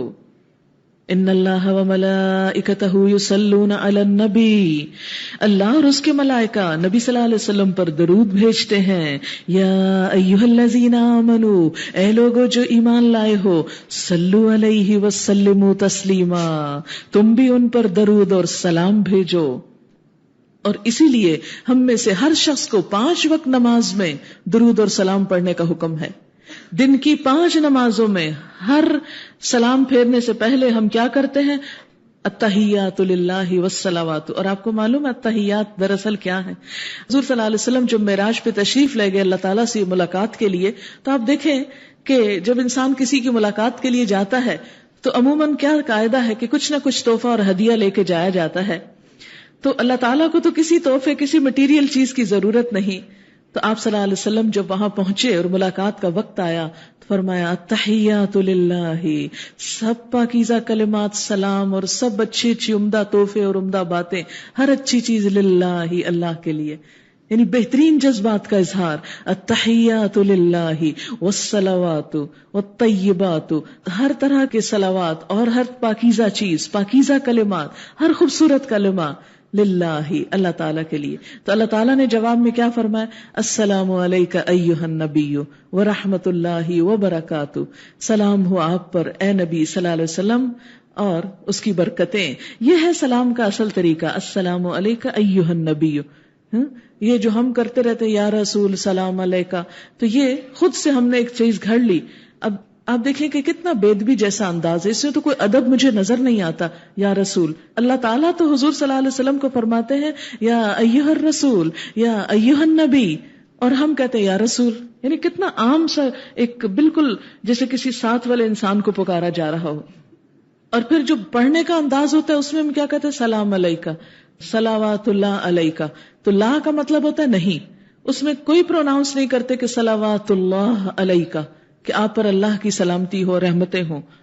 تو اس لیے سلام بھیجنے میں اور درود بھیجنے میں وہی طریقہ سب سے پسندیدہ طریقہ ہے جو اللہ تعالیٰ نے ہمیں سکھایا اور فرض کر دیا، جو اللہ تعالیٰ نے خود نبی صلی اللہ علیہ وسلم کے لیے استعمال کیا. اس سے پیارا اور کوئی طریقہ نہیں. لہٰذا تسلی میں رہیے، جو شخص ہر روز نماز پڑھتا ہے وہ ہر روز نبی صلی اللہ علیہ وسلم کا یہ حق ادا کرتا ہے. اس کے لیے ضروری نہیں کہ آپ ایک الگ مجلس ہی قائم کریں اور اس میں کھڑے ہو کر، نماز میں تو ہم بیٹھ کر کرتے ہیں، وہاں آپ کھڑے ہو کر اور اس طرح گا بجا کر آپ کریں اور آپ کہیں کہ آپ بہت حق ادا کر رہے ہیں. تو ایسا کوئی طریقہ نبی صلی اللہ علیہ وسلم کی سنت سے ثابت نہیں. صحابہ کرام نے نہ ایسا سلام پڑھا تھا نہ ایسا درود پڑھا تھا. ایسے طریقے خود سے ایجاد کرنا پھر بدعت شمار ہو جاتے ہیں. اس لیے وہ چیز لیجئے جو اللہ تعالیٰ نے پسند فرمائی اور جو نبی صلی اللہ علیہ وسلم نے سکھائی. اور اس کے بعد ہم درود شریف پڑھتے ہیں، اللہم صلی علی محمد وعلی آل محمد کما صلیت. پھر لوگ کہتے ہیں ہائے یہ تو بہت بڑا.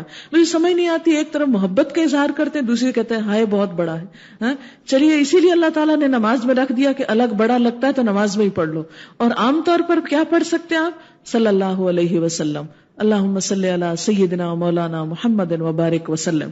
اور آج اتفاق سے جمعہ ہے، جمعے کے دن خاص طور پر کثرت سے درود شریف پڑھنا چاہیے. جو لوگ اللہ اور اس کے رسول کو اذیت دیتے ہیں ان پر دنیا اور آخرت میں اللہ نے لعنت فرمائی ہے. اللہ اور اس کے رسول صلی اللہ علیہ وسلم کو اذیت دیتے ہیں. اذیت کیا؟ اس طرح چیخ پکار کے آپ کو بلانا، وہ کام کرنا جو آپ کو پسند نہیں، یا آپ کے پیچھے کوئی نئی چیزیں دین میں ایجاد کر لینا. یعنی آپ دیکھیں کہ اللہ تعالیٰ نے جو دین دیا بڑا خالص، صاف ستھرا، مختصر، چھوٹا سا، ہم نے اپنی طرف سے ایڈیشنز کر کے اس کو بھاری کر لیا. جب ہم دین کو خود سے ایجاد کرنے لگتے ہیں تو یہ اللہ کی ناراضگی کا سبب بنتا ہے، نبی صلی اللہ علیہ وسلم کی ناراضگی کا، کہ جو میں نے دیا وہ کافی نہ تھا کہ خود سے تم دین بنانے بیٹھ گئے.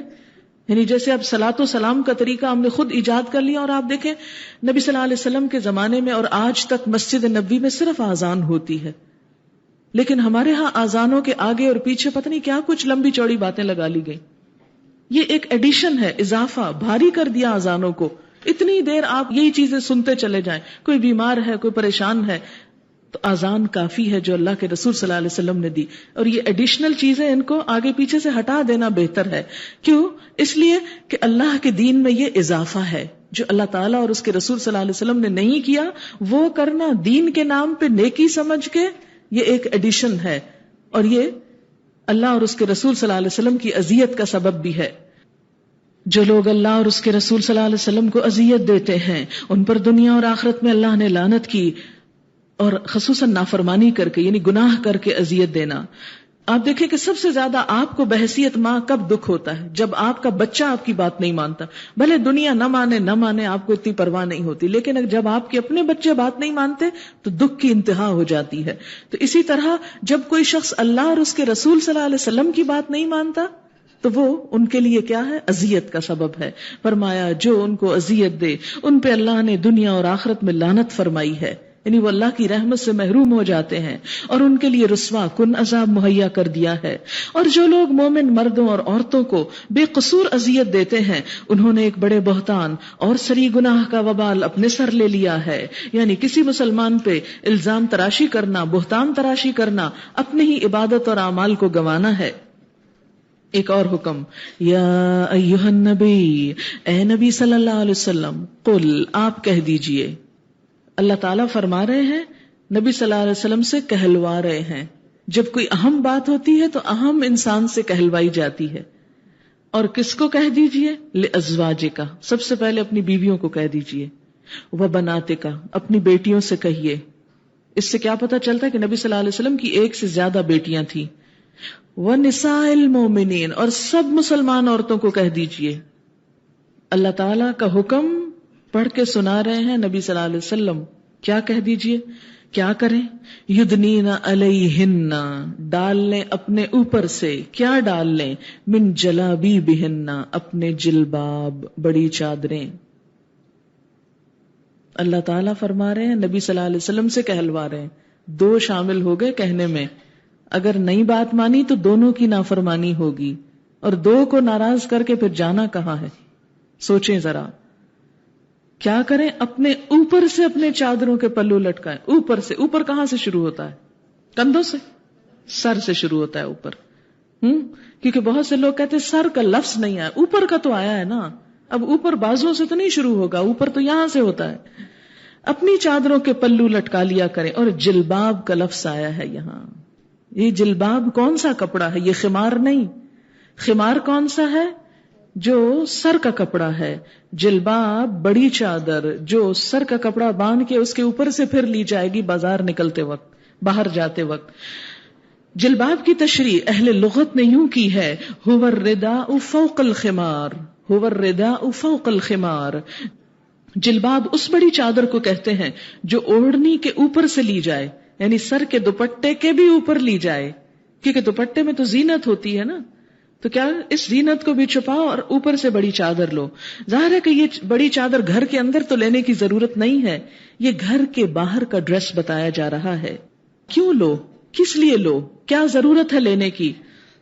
فرمایا یہ زیادہ مناسب طریقہ ہے تاکہ وہ پہچان لی جائیں. کون؟ مسلمان عورتیں، کہ یہ مسلمان عورت جا رہی ہے. اور ستائی نہ جائیں. ستائی کب جاتی ہے عورت؟ جب مرد کو اس میں اٹریکشن نظر آتی ہے، پھر وہ اس کے پیچھے پڑتا ہے، پھر وہ اس سے تعلق قائم کرنا چاہتا ہے. فرمایا کہ چادر لو تاکہ مردوں کو نہ تم میں کچھ نظر آئے، نہ تمہارے پیچھے پڑے، نہ تمہیں تنگ کریں. اللہ تعالیٰ غفور الرحیم ہے. کب؟ جب یہ کام کرو گی. یہ کام کیے بغیر نہیں. کیونکہ ہم میں سے بہت سے لوگ کہتے ہیں کوئی بات نہیں، چادر نہیں لی، اللہ غفور الرحیم ہے. یہاں فرمایا چادریں لو اور پھر اللہ غفور الرحیم ہے. کیونکہ ہم دین کا من مانا مفہوم نکالتے ہیں نا، اس لیے اپنی طرف سے تشریحات کرتے ہیں. اگر قرآن کو پڑھیں تو پھر ہماری اپنی منمانیت ختم ہو سکتی ہے. تو بات یہ، کئی لوگ یہ بھی کہتے ہیں اچھا چونکہ اس زمانے میں تو منافق تھے، وہ تنگ کرتے تھے، آج کے دور میں تو کوئی منافق رہا نہیں. تو بات یہ ہے کہ آج کے دور میں تو سب متقی پرہیزگار ہو چکے ہیں اور کوئی خرابی نہیں رہی معاشرے میں، اس لیے مسلمان عورت کے لیے اجازت ہے جو چاہے کرے اور پھر بھی مسلمان رہے.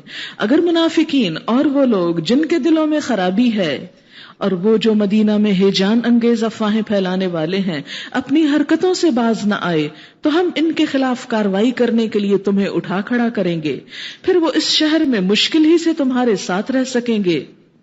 ان پر ہر طرف سے لعنت کی بوچھاڑ ہوگی، جہاں کہیں پائے جائیں گے پکڑے جائیں گے، بری طرح مارے جائیں گے. یہ اللہ کی سنت ہے جو ایسے لوگوں کے معاملے میں پہلے سے چلی آ رہی ہے، اور تم اللہ کی سنت میں کوئی تبدیلی نہ پاؤ گے. لوگ تم سے پوچھتے ہیں قیامت کی گھڑی کب آئے گی؟ کہو اس کا علم تو اللہ ہی کے پاس ہے، تمہیں کیا خبر، شاید وہ قریب ہی آ چکی ہو. بہت سے لوگ ڈر رہے ہیں کہ اگلی صدی میں قدم رکھتے ہی کہیں قیامت نہ آ جائے. بہرحال یہ ایک یقینی امر ہے، کبھی تو آنی ہے، کل نہیں آئے گی، کبھی اور آ جائے گی. یقینی امر ہے کہ اللہ نے کافروں پہ لعنت کی ہے اور ان کے لیے بھڑکتی ہوئی آگ مہیا کر دی ہے جس میں وہ ہمیشہ رہیں گے، کوئی حامی و مددگار نہ پائیں گے۔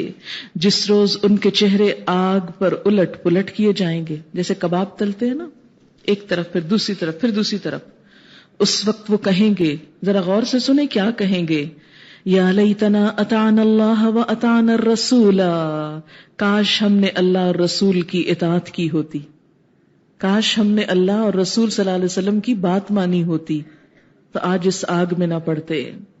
اور کہیں گے اے ہمارے رب، ہم نے اپنے سرداروں اور بڑوں کی اطاعت کی، ایلیٹ کو فالو کیا، اور انہوں نے ہمیں راہ راست سے بے راہ کر دیا۔ اے رب ان کو دوہرا عذاب دے، ان پہ سخت لعنت کر۔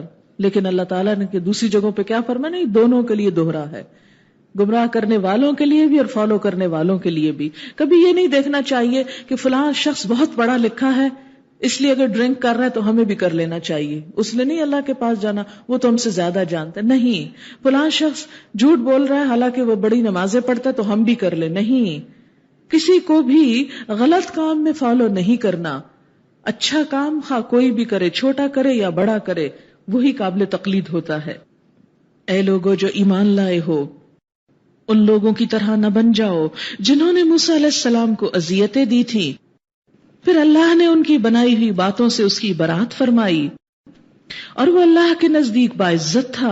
اے ایمان لانے والو، اللہ سے ڈرو اور ٹھیک ٹھیک بات کیا کرو، اللہ تمہارے اعمال درست کر دے گا اور تمہارے قصوروں سے درگزر فرمائے گا۔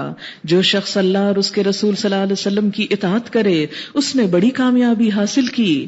ہم نے اس امانت کو آسمانوں اور زمین اور پہاڑوں کے سامنے پیش کیا۔ یہ امانت کیا؟ اختیار، یعنی انسان کو چوائس دی گئی کہ اچھا کرے یا برا۔ ہم نے اس امانت کو آسمانوں اور زمین اور پہاڑوں کے سامنے پیش کیا تو وہ اسے اٹھانے کے لیے تیار نہ ہوئے اور اس سے ڈر گئے کہ ہم تو صحیح طور پہ چوائس کو استعمال نہیں کر سکتے، اختیار استعمال نہیں کر سکتے، مگر انسان نے اٹھا لیا کہ ہاں میں اپنی مرضی سے اطاعت کروں گا، بے شک وہ بڑا ظالم و جاہل ہے۔ یہاں پر لفظ ظلوم اور جہول استعمال ہوا ہے۔ ظالم و جاہل اردو لفظ ہے، یعنی اردو ترجمہ ہو رہا ہے جو اس کا صحیح ترجمہ نہیں دے رہا۔ ظلوم اس کو کہتے ہیں جو کبھی ظلم نہ بھی کرے، عدل بھی کرے، اور جہول اس کو کہتے ہیں کہ جو جہالت کے ساتھ علم بھی رکھتا ہو۔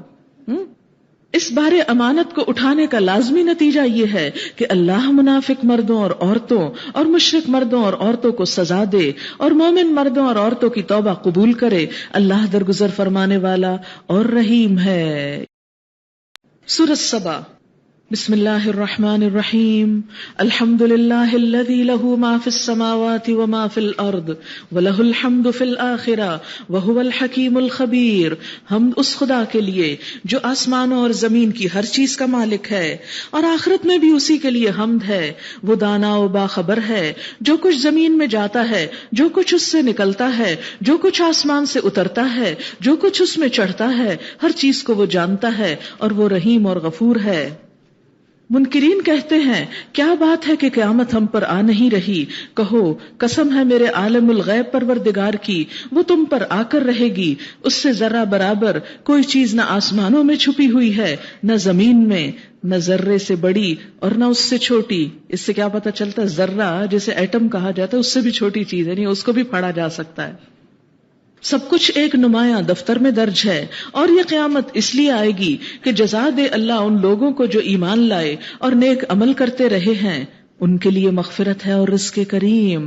اور جن لوگوں نے ہماری آیات کو نیچا دکھانے کے لیے زور لگایا ہے ان کے لیے بدترین قسم کا دردناک عذاب ہے۔ اے نبی صلی اللہ علیہ وسلم، علم رکھنے والے خوب جانتے ہیں کہ جو کچھ تمہارے رب کی طرف سے تم پہ نازل کیا گیا ہے وہ سراسر حق ہے اور خدائے عزیز و حمید کا راستہ دکھاتا ہے۔ یہاں علم سے مراد قرآن کا علم رکھنے والے بھی اور دنیا کا علم رکھنے والے بھی، یعنی کائنات کا علم رکھنے والے بھی اس حقیقت کو سمجھ لیں گے کہ جو کچھ تمہیں دیا گیا وہ بالکل سچ ہے، درست ہے۔ اور اب بہت سے ایسے حقائق کا انکشاف ہو رہا ہے جس کا انشاءاللہ آگے ذکر ہوگا، کہ جس سے لوگ مان گئے ہیں کہ واقعی جو کچھ قرآن میں کہا گیا 1400 سال پہلے وہ آج ثابت ہوا اور بالکل سچ ثابت ہوا۔ اور اس میں کیتھ مور کی مثال آپ کو میں نے دی، ایک فلم ہے شاید آپ نے دیکھی ہو، بک آف سائنس، اور ایک اور ہے انہ الحق، کہ جس میں ان سائنسدانوں کو جو دنیا کے بہت ٹاپ کے سائنٹسٹ ہیں انہیں اسلام کی ڈسکوریز یعنی جو 1400 سال پہلے نبی صلی اللہ علیہ وسلم نے جن کا ذکر کیا گیا اور آج کی ڈسکوریز کو ٹیلی کر کے ساتھ ملا کے دکھایا گیا تو انہوں نے اسلام قبول کیا، تو انہیں شہادہ بولتے ہوئے بھی دکھایا گیا ہے، جس سے یہ پتہ چلتا ہے کہ یہ کتاب اللہ کی طرف سے آئی ہے اور جو کچھ بتا رہی ہے بالکل سچ بتا رہی ہے۔ منکرین لوگوں سے کہتے ہیں ہم بتائیں تمہیں ایسا شخص جو خبر دیتا ہے کہ جب تمہارے جسم کا ذرہ ذرہ منتشر ہو چکا ہوگا اس وقت تم نئے سرے سے پیدا کر دیے جاؤ گے۔ آپ دیکھیں کہ آج اگر انسان نے کلوننگ ایک سیل سے لے کے کی تو اللہ کے لیے کیا مشکل ہے کہ پھر وہ ذروں کو دوبارہ جوڑ کے پھر نیا انسان بنا دے۔ نہ معلوم یہ شخص اللہ کے نام سے جھوٹ گڑتا ہے یا اسے جنون لاحق ہے، نہیں بلکہ جو لوگ آخرت کو نہیں مانتے وہ عذاب میں مبتلا ہونے والے ہیں اور وہی بری طرح بہکے ہوئے ہیں۔ کیا انہوں نے کبھی اس آسمان اور زمین کو نہیں دیکھا جو انہیں آگے اور پیچھے سے گھیرے ہوئے ہے؟ ہم چاہیں تو انہیں زمین میں دھسا دیں یا آسمان کے کچھ ٹکڑے ان پر گرا دیں، در حقیقت اس میں ایک نشانی ہے ہر اس بندے کے لیے جو خدا کی طرف رجوع کرنے والا ہو۔ وَلَقَدْ آتَيْنَا دَاوُودَ مِنَّا فَضْلًا، ہم نے داؤد علیہ السلام کو اپنے ہاں سے بڑا فضل عطا کیا تھا۔ ہم نے حکم دیا کہ اے پہاڑو اس کے ساتھ ہم آہنگی کرو، اور یہی حکم ہم نے پرندوں کو دیا۔ ہم نے لوہے کو اس کے لیے نرم کر دیا اس ہدایت کے ساتھ کہ زرہیں بنا اور ان کے حلقے ٹھیک اندازے پر رکھ۔ اے آل داؤد نیک عمل کرو، جو کچھ تم کرتے ہو اس کو میں دیکھ رہا ہوں۔ داؤد علیہ السلام سمبل ہے دنیاوی ترقی کا، انڈسٹری اور لوہے سے کام لینے میں سب سے پہل کی انہوں نے، طاقتور حکومت اور سلطنت کے مالک ہیں، اس کے باوجود اللہ کے نیک بندے ہیں۔ تو اس سے کیا پتہ چلتا ہے کہ دین اور دنیا الگ الگ نہیں ہیں۔ جو شخص دنیا کے بہترین سے بہترین کام کر رہا ہو اس کے لیے بھی ممکن ہے کہ وہ اللہ کا بندہ بن کر رہ سکے۔ اور سلیمان علیہ السلام کے لیے ہم نے ہوا کو مسخر کیا۔ آج جو آپ نے جہاز اڑائے ہوا ہی کو مسخر آپ نے کیا، لیکن یہ کئی ہزار سال پہلے اللہ کے بندے سلیمان علیہ السلام کے لیے مسخر کی جا چکی تھی۔ صبح کے وقت اس کا چلنا 1 مہینے کی راہ تک، یعنی اس ہوا پہ بیٹھ کے سلیمان علیہ السلام وہ فاصلہ جو پیدل 1 مہینے میں طے کرے وہ صبح کے وقت جا کرتے تھے، اور دن وہاں گزار کے شام کے وقت اس کا چلنا 1 مہینے کی راہ تک، صبح گئے اور شام واپس گھر آ گئے، اتنی دور دور ہزاروں میل کے فاصلے پہ۔ تو اس سے آپ اندازہ لگائیں کہ اگر آج کا انسان بھی کئی 100 کلومیٹر صبح جہاز میں جا کے شام واپسی پہ عموماً فلائٹس ہی نہیں ملتی، نہیں کر پاتا، تو یہ اللہ تعالیٰ نے اپنے بندے کو موسٹ ماڈرن اور لیٹسٹ ٹیکنالوجی دی جو ابھی ہمارے پاس ابھی تک نہیں پہنچی۔ ہم نے اس کے لیے پگھلے ہوئے تانبے کا چشمہ بہا دیا اور ایسے جن اس کے تابع کر دیے جو اپنے رب کے حکم سے اس کے آگے کام کرتے تھے۔ ان میں سے جو ہمارے حکم سے سرتابی کرتا اس کو ہم بھڑکتی ہوئی آگ کا مزہ چکھاتے۔ وہ اس کے لیے بناتے تھے جو کچھ وہ چاہتا، اونچی عمارتیں، تصویریں، بڑے بڑے حوض جیسے لگن اور اپنی جگہ سے نہ ہٹنے والی دیگیں۔ یہاں پر جو لفظ تصویریں آیا ہے تو اس سے عموماً لوگوں نے یہ سمجھ لیا کہ شاید تصویر بنانا جو ہے ہاتھ سے وہ درست ہے۔ اس میں سمپل یعنی لمبی باتیں تو جو ہیں وہ میری ایک کیسٹ ہے اسلام اور فوٹوگرافی، اس میں آپ سن سکتے ہیں، لیکن مختصر بات جو ان ساری باتوں کا خلاصہ ہے تصویروں کے بارے میں کہ ہاتھ سے کوئی چیز بنانا جو ہے وہ منع کیا گیا ہے کسی بھی جاندار کی، خواہ وہ انسان ہو یا کوئی جانور ہو، اور خصوصاً مجسمے کی شکل میں، کیونکہ اس سے بت پرستی کا اندیشہ ہوتا ہے۔ جس چیز کا سایہ ہو یعنی سائے دار، یعنی مثال کے طور پر اس طرح کی کوئی چیز کہ جس میں یعنی اسکلپچر جس کو آپ کہہ سکتے ہیں، اس کو بنانا منع کیا گیا۔ لیکن جو کیمرے کے ذریعے فوٹوگرافی ہے اس میں بھی اختلاف ہے، لیکن بعض علماء نے اس کو جائز قرار دیا، یہ کہہ کر کہ بالکل ایسے جیسے ہم شیشے میں اپنی شکل دیکھتے ہیں اور وہاں سے عکس غائب ہو جاتا ہے، یہاں عکس محفوظ کر لیا جاتا ہے، اور اس میں کسی انسان کے ہاتھ کا کمال نہیں، یہ ایک مشین ہے، اور اس لیے اس میں اللہ تعالیٰ کی تخلیق سے کوئی مشابہت نہیں کی گئی، اللہ تعالیٰ کا مقابلہ نہیں کیا گیا۔ آپ کو معلوم ہوگا کہ بڑے بڑے جو آرٹسٹ گزرے ہیں انہوں نے جب اپنی خوبصورت تصویریں بنائیں تو مستی میں ایسے جملے کہہ گئے کہ جو اللہ تعالیٰ کے ساتھ ایک طرح سے شرک کی مشابہت رکھتے ہیں۔ ہمیشہ بت پرستی، بت بنانے اور مجسمہ سازی سے ہی وجود میں آئی، اور شرک کا چونکہ اسلام میں بہت زیادہ تردید کی گئی اس لیے ان چیزوں کے بنانے کو ناپسندیدہ قرار دیا گیا۔ آپ کو معلوم ہوگا ایک مشہور آرٹسٹ ہے جس نے موسیٰ علیہ السلام کا مجسمہ بنایا تھا، مائیکل اینجلو. تو اس نے کہا تھا جب بنا چکا تو کہنے لگا کہ speak Moses speak thou art complete، کہ اب بس اتنی دیر ہے کہ تم بول پڑو، باقی تو سب تم مکمل ہو چکے.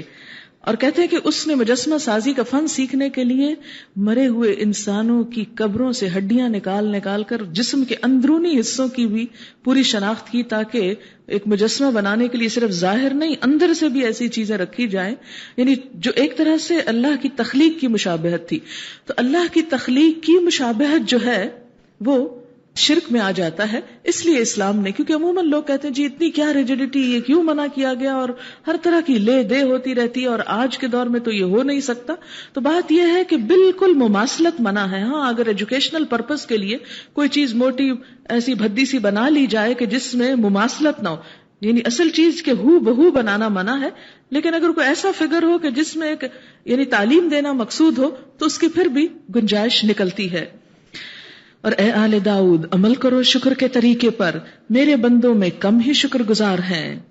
اے آل داؤد تمہیں اتنا کچھ بنانے کا موقع دیا، اب تم کیا کرو، دنیاوی عظیم الشان ترقی کو حاصل کرنے کے بعد اللہ کے شکر گزار بن جاؤ. عاجزی، یہ فرق ہوتا ہے ایک مسلمان اور ایک غیر مسلم میں، کہ غیر مسلم جب ترقی کرتا ہے تو اس سے عاجزی ختم ہو جاتی ہے، تکبر میں چل پڑتا ہے، اور مسلمان جب کرتا ہے تو وہ اور جھکتا چلا جاتا ہے. پھر جب سلیمان علیہ السلام پر ہم نے موت کا فیصلہ نافذ کیا تو جنوں کو اس کی موت کا پتہ دینے والی کوئی چیز اس گھن کے سوا نہ تھی جو اس کے عصا کو کھا رہا تھا. اس طرح جب سلیمان علیہ السلام گر پڑے تو جنوں پہ یہ بات کھل گئی کہ اگر وہ غیب کے جاننے والے ہوتے تو اس ذلت کے عذاب میں مبتلا نہ رہتے. اس سے کیا حقیقت پتہ چلتی کہ جنات کو غیب کا علم نہیں ہے. غیب کا علم بس اللہ ہی جانتا ہے. جنات بھی بس وہی دیکھتے ہیں جو ان کے سامنے ہوتا ہے. تو اس لیے ان سے فیوچر کی خبریں معلوم کرنا اور پاسٹ کی یہ درست نہیں ہے. پاسٹ تو کسی حد تک وہ بتا ہی دیتے ہیں، کیونکہ جیسے کسی انسان کو اپنے بارے میں کچھ یاد ہوتا ہے تو انسان کے ساتھ جو ہمزاد وغیرہ ہیں ان سے معلوم کر کے، لیکن فیوچر کے بارے میں کوئی نہیں جانتا. اور یہ جو بعض اوقات پیشن گوئیاں کی جاتی ہیں تو اس میں بھی اللہ تعالیٰ کی طرف سے آزمائش ہو سکتی ہے. جیسے وہ 2 فرشتے بابل کے شہر میں بھیجے گئے تھے کہ جن کو اللہ نے ایسا علم دیا تھا. تو آج کے دور میں بھی اگر کوئی شخص فیوچر کے بارے میں کوئی بہت سچی بات کہہ جاتا ہے تو یہ ایک آزمائش ہو سکتی ہے. لیکن ہمیں منع کیا گیا ہے کہ خواہ کوئی بتاتا ہی ہو اللہ کی طرف سے آزمائش کے طور پر کوئی علم رکھتا ہو تو ہمیں اس کے پاس نہیں جانا چاہیے، کیونکہ یہ بھی شرک کے دروازے کھولتا ہے. سبا کے لیے ان کے اپنے مسکن ہی میں ایک نشانی موجود تھی. قوم سبا اپنے دور کی بہت ترقی یافتہ مالدار قوم تھی. کہتے ہیں کہ وہ اپنے چولہوں میں اود کی لکڑی جلایا کرتے تھے. آپ اندازہ کر سکتے اود اور وہ لکڑیاں کتنی مہنگی ہوتی ہیں. اور یمن کے علاقے میں رہنے والی قوم تھی، ساحل بھی ان کے ساتھ تھا کہ اگر ان کے ساحلی علاقے سے کوئی جہاز گزرتا تو دور دور تک ان کی لکڑیوں کے جلانے کا جو دھوئیں کی خوشبو ہوتی تھی وہ پورے علاقے کو معطر کیے ہوئے ہوتی تھی. اور بہت تجارت بھی ان کی تھی اور اس کے ساتھ ساتھ زراعت بھی بہت زیادہ تھی، یعنی بہت ایگریکلچرل اور انڈسٹریل دونوں اعتبار سے ترقی یافتہ قوم تھی. اور انہوں نے ڈیم بھی بنایا تھا دنیا میں پہلی مرتبہ پانی کو روک کر، اور ہر لحاظ سے بہت عالی شان اپنا مقام رکھتی تھی. تو اللہ تعالیٰ اس قوم کی مثال ہم سب کو دیتے ہیں کہ دنیاوی اعتبار سے اتنا بڑا تمدن اور کلچر اور اتنی ترقی یافتہ قوم کس طرح جب وہ ناشکری ہوئی تو ختم ہو کر رہ گئی. تو جب کوئی شخص نعمتوں پہ شکر نہیں کرتا یا کوئی قوم نہیں کرتی تو اللہ تعالیٰ وہ نعمتیں اس سے چھین لیتے ہیں. انہی کی ملکہ تھی جس کا پیچھے بھی ذکر آپ پڑھ چکے ہیں. 2 باغ دائیں اور بائیں، اس سے مراد نہیں کہ صرف 2 گارڈنز، اس سے مراد یہ ہے کہ دائیں طرف دیکھو تو باغ ہی باغ، بائیں طرف دیکھو تو باغ ہی باغ. اتنی زبردست ان کی زراعت تھی. کھاؤ اپنے رب کا دیا ہوا رزق اور شکر بجا لاؤ اسی کا. ملک ہے عمدہ اور پاکیزہ اور پروردگار ہے بخشش فرمانے والا، مگر وہ منہ موڑ گئے، یعنی اتنی نعمتیں پا کر اللہ کو بھول گئے.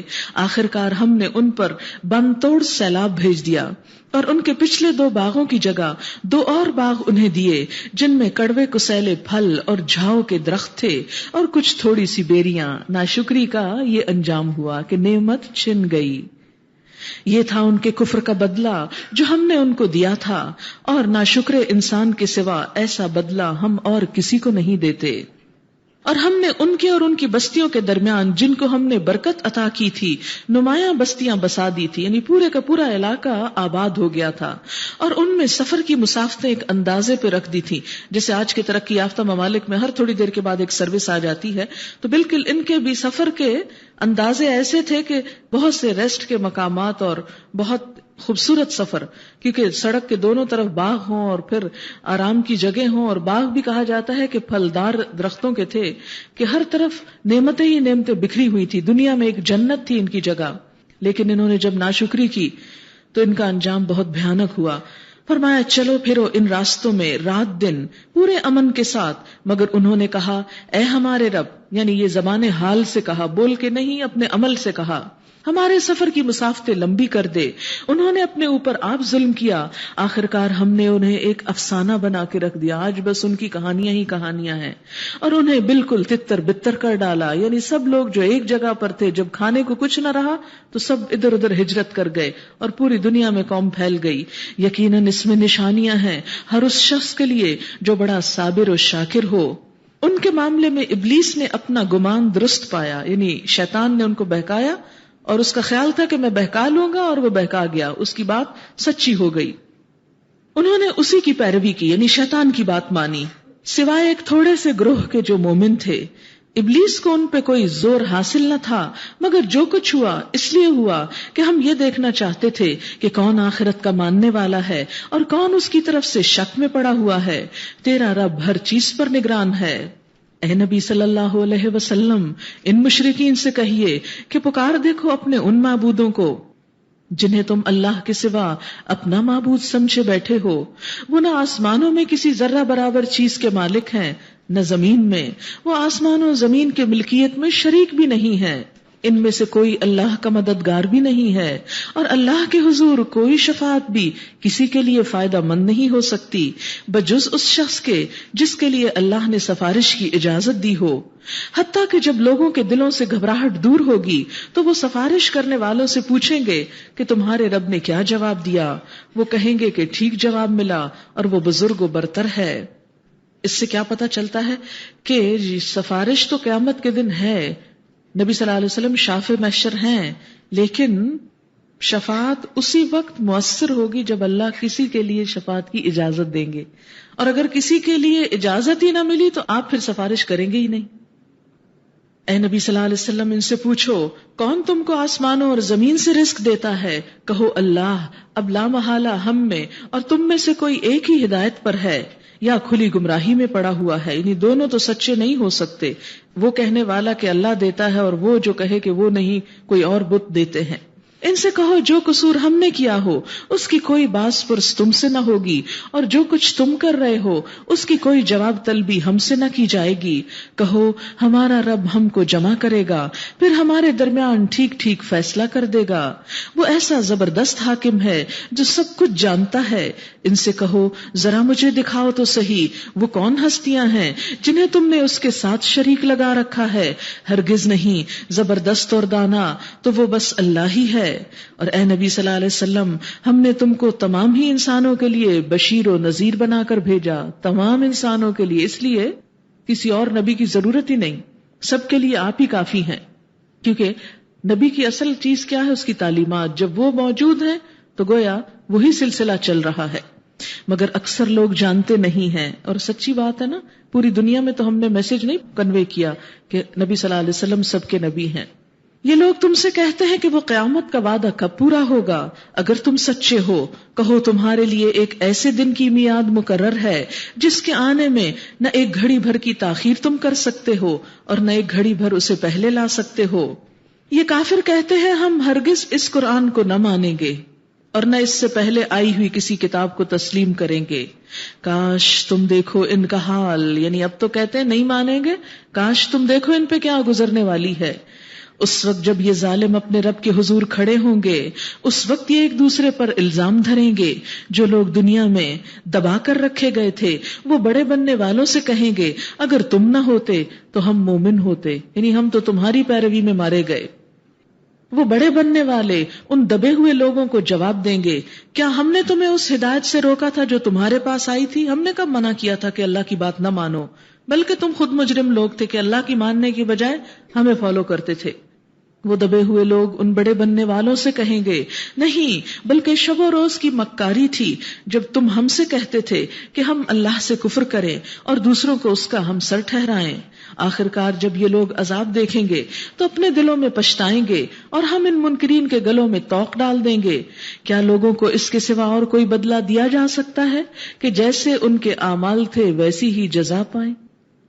یعنی ہر شخص کو اس کے کیے کو ہی سامنے دیکھنا ہوگا.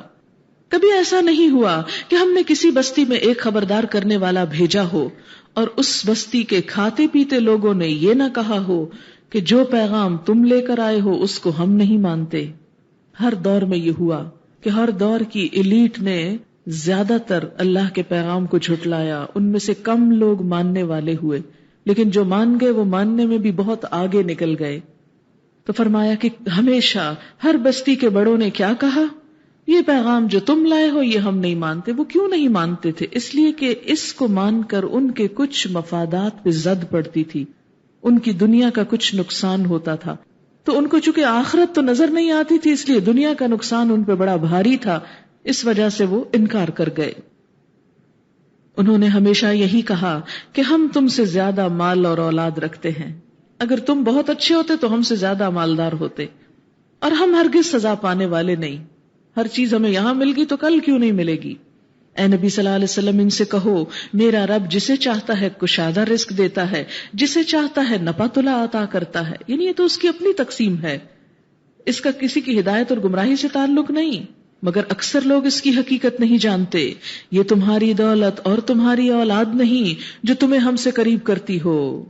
وما اموالکم ولا اولادکم باللتی تقربکم عندنا زلفا، یہ تمہاری دولت اور تمہاری اولاد نہیں جو تمہیں ہم سے قریب کرتی ہو، مگر ہاں جو ایمان لائے اور جو نیک عمل کرے.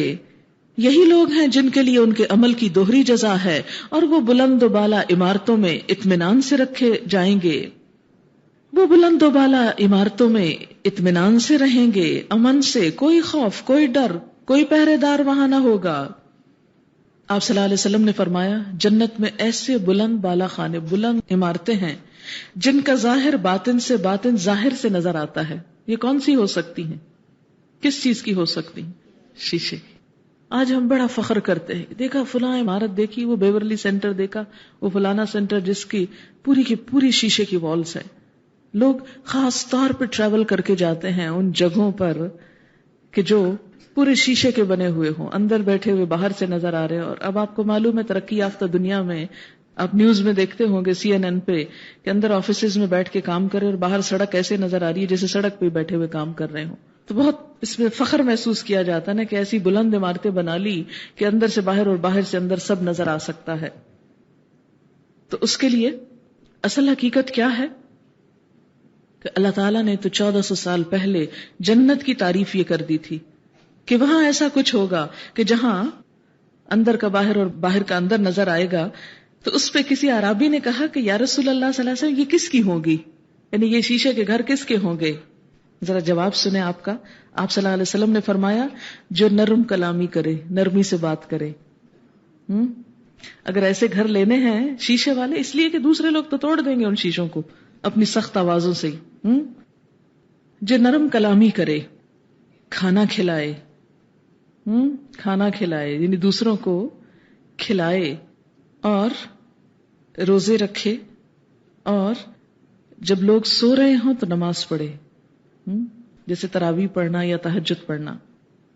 رہے وہ لوگ جو ہماری آیات کو نیچا دکھانے کے لیے دوڑ دھوپ کر رہے ہیں تو وہ عذاب میں مبتلا ہوں گے. یعنی اللہ کے حکم، اللہ کی کتاب، اللہ کے کلام کے خلاف سازشیں کرنے والے عذاب میں مبتلا ہوں گے. اے نبی صلی اللہ علیہ وسلم ان سے کہو میرا رب اپنے بندوں میں سے جسے چاہتا ہے کھلا رزق دیتا ہے، جسے چاہتا ہے نپا تلا دیتا ہے. تو اللہ کی تقسیم ہے، اس لیے سب کو راضی رہنا چاہیے، جس حال میں بھی اللہ رکھے، کوڑنا اور جلنا اور حسد نہیں کرنا چاہیے. جو کچھ تم خرچ کر دیتے ہو اس کی جگہ وہی تم کو اور دیتا ہے. وما انفقتم من شیء فهو یخلفہ، جو تم خرچ کر ڈالتے ہو پیچھے سے وہ اور بھر دیتا ہے. آپ دیکھیں کہ جب آپ پیدا ہوئے تھے تو جو کپڑے آپ نے پہنے تھے وہ آج تو نہیں ہے آپ کے پاس، اور اس وقت وہ آج جو آپ نے پہنے یہ نہیں تھے آپ کے پاس، وہ آگے چلے گئے پیچھے سے، اور ہر عمر ہر سائز کے ملتے چلے گئے نا آپ کو، کوئی ننگا تو نہیں نعوذ باللہ پناہ ہم میں سے۔ جو کھانا ہم نے ایک دن کھایا وہ تو ختم ہو گیا، اگلے دن کا بعض اوقات نہیں ہوتا، یا 1 سال یا 10 سال بعد۔ اب آپ میں سے ہر ایک کے پاس آج سے 10 سال بعد کے لیے تو ہر چیز نہیں ہے، وہ تو 10 سال بعد ہی آئے گی۔ تو یہ اللہ تعالیٰ کا اپنا ایک طریقہ ہے کہ جو تم آگے دیتے جاؤ گے پیچھے سے وہ اور لاتا جائے گا۔ فکر نہ کیا کرو، پریشان نہ ہوا کرو کہ یہ اپنے ہاتھ سے دے بیٹھا تو کیا کروں گا، نہیں، تم دو گے اللہ پیچھے اور لے آئے گا۔ اس میں انفاق کی بھی یعنی توجہ دلائی گئی، اور خرچ کرنا بندہ مومن کی پسندیدہ صفات میں سے ہے، جسے مما رزقناہم ینفقون، جو ہم ان کو رزق دیتے ہیں وہ خرچ کرتے ہیں۔ حدیث میں آتا ہے بخاری میں کہ اللہ تعالیٰ ہر روز 2 فرشتے مقرر کر دیتے ہیں، اور جو دعائیں کرتے ہیں کیا، اللہم آت منفقا خلفا، اے اللہ خرچ کرنے والے کو پیچھے سے اور دے، وآت ممسکا تلفا، اور روکنے والے کا ضائع کر دے۔ اور یہ حقیقت ہے کہ بعض اوقات بہت جمع کر کے رکھتے ہیں، وہ سب ایک دم ہی ختم ہو جاتا ہے، کسی نقصان میں مارا جاتا ہے۔ روز 2 فرشتے مقرر ہیں یہ ایسا کرنے والوں کے لیے دعائیں کرنے کو۔ پھر اسی طرح آپ صلی اللہ علیہ وسلم نے فرمایا انفق ینفق علیک، خرچ کرو تم پہ خرچ کیا جائے گا، تم دو تمہیں دیا جائے گا، لیکن گیو اینڈ ٹیک، پہلے دو، اور دینا ہی مشکل ہے، کیونکہ کبھی جب کوئی دے تو پھر واپس کرنا وہ تو آسان ہو جاتا ہے، لیکن انیشیٹو لینا کسی چیز کا ہمیشہ مشکل ہوتا ہے۔ اور امتحان بھی تو اسی کا ہے نا، کہ جب تمہیں نہ ملنے کا ہو خوف تو اس وقت دینا بہترین صدقہ ہے۔ آپ صلی اللہ علیہ وسلم سے پوچھا گیا کہ بہترین صدقہ کون سا ہے، تو آپ نے فرمایا کہ انسان اس وقت خرچ کرے انت تصدق وانت صحیح شحیح، کہ جب تم صحت مند بھی ہو، کیونکہ بیماری میں تو ہر کوئی صدقہ بکرا دے دے گا، شحیح دل میں بخل بھی ہے، کیونکہ اس وقت انسان سوچتا ہے میں اپنے لیے کیوں نہ رکھوں۔ اچھا آپ دیکھیں ذرا، آج اپنی وارڈروب پہ جا کے کھڑے ہو کہ اس میں سے کتنے کپڑے دے سکتے ہیں، اور ہر جوڑے پہ ہاتھ رکھ کے کہ نہیں یہ تو اس دن پہننا ہے، یہ تو اس موقع پہ پہننا ہے، یہ تو وہ میں نے اپنے بیٹی کے لیے رکھا ہوا ہے، اور یہ فلاں کے لیے رکھا نہیں، اچھا خیر پھر بعد میں دیکھیں گے، ابھی تو چلتے ہیں، اور بند۔ حالانکہ پیچھے ہم نے کیا پڑھا، لن تنالوا البر حتى تنفقوا مما تحبون، تم نیکی کو ہرگز پا نہیں سکتے جب تک وہ خرچ نہ کرو جو تم پسند کرتے ہو۔ اپنی پسند کا بھی خرچ کرنا چاہیے، صرف نکمی بیکار ردی چیزیں ہی نہیں۔ اور جو تم خرچ کر دیتے ہو اسی کی جگہ وہی تم کو اور دے دیتا ہے، وہ سب رازقوں سے بہتر رازق ہے۔ اور جس دن وہ تمام انسانوں کو جمع کرے گا پھر فرشتوں سے پوچھے گا کیا یہ لوگ تمہاری ہی عبادت کیا کرتے تھے؟ تو وہ جواب دیں گے پاک ہے آپ کی ذات، ہمارا تعلق تو آپ سے ہے نہ کہ ان لوگوں سے، دراصل یہ ہماری نہیں بلکہ جنوں کی عبادت کرتے تھے۔ کئی قومیں جنوں کی پیروکاری کرتی ہیں، اور مشرکین عرب بھی ایسے کرتے تھے، جب کسی وادی میں اترتے تو کہتے ہم اس وادی کے جن سردار کی پناہ میں آتے ہیں، اس کی عبادت کرتے ہیں، اس قسم کی خرافات۔ آج بھی آپ دیکھیں لوگ جنوں سے اتنا ڈرتے ہیں، کسی کا بھی ڈر دراصل اس کی عبادت ہے ایک طرح سے، اتنا ڈرتے ہیں کہ ہر وقت نہ بھی ہو تو ان کا کوئی وہم طاری رہتا ہے کہ شاید وہ کہیں سے گزر جائیں گے اور ہم کو کھا جائیں گے، اور معلوم نہیں کیا۔ یاد رکھیں جن آپ سے نیچے ہیں، آپ ان سے بالا ہیں، کچھ نہیں کر سکتے آپ کا۔ اور پھر آپ دیکھیں کہ ان کی عبادت کیا ہے کہ بعض لوگوں کے اندر کچھ ایسی کیفیت میں جیسے جن بول رہا ہے وہ جو کہتا ہے وہی کرتے چلے جاتے، اور بعض اوقات اللہ کی نافرمانی کے کام کرواتے ہیں وہ، اور اس کو نکلوانے کے لیے بعض اوقات آپ دیکھیں کہ شرکیہ امور پر بھی باتیں کی جاتی ہیں۔ تو اس میں انسان کو کسی ایسے موقع پر کسی توہم کا شکار نہیں ہونا چاہیے، اللہ پہ بھروسہ کرنا چاہیے، ہمیشہ اپنے آپ کو یقین دلانا چاہیے کہ مجھے اللہ نے سب مخلوق سے افضل بنایا ہے انسان ہوتے ہوئے، اس لیے کوئی جن میرا کچھ نہیں بگاڑ سکتا، اس کی طاقت مجھ سے بڑھ کے نہیں۔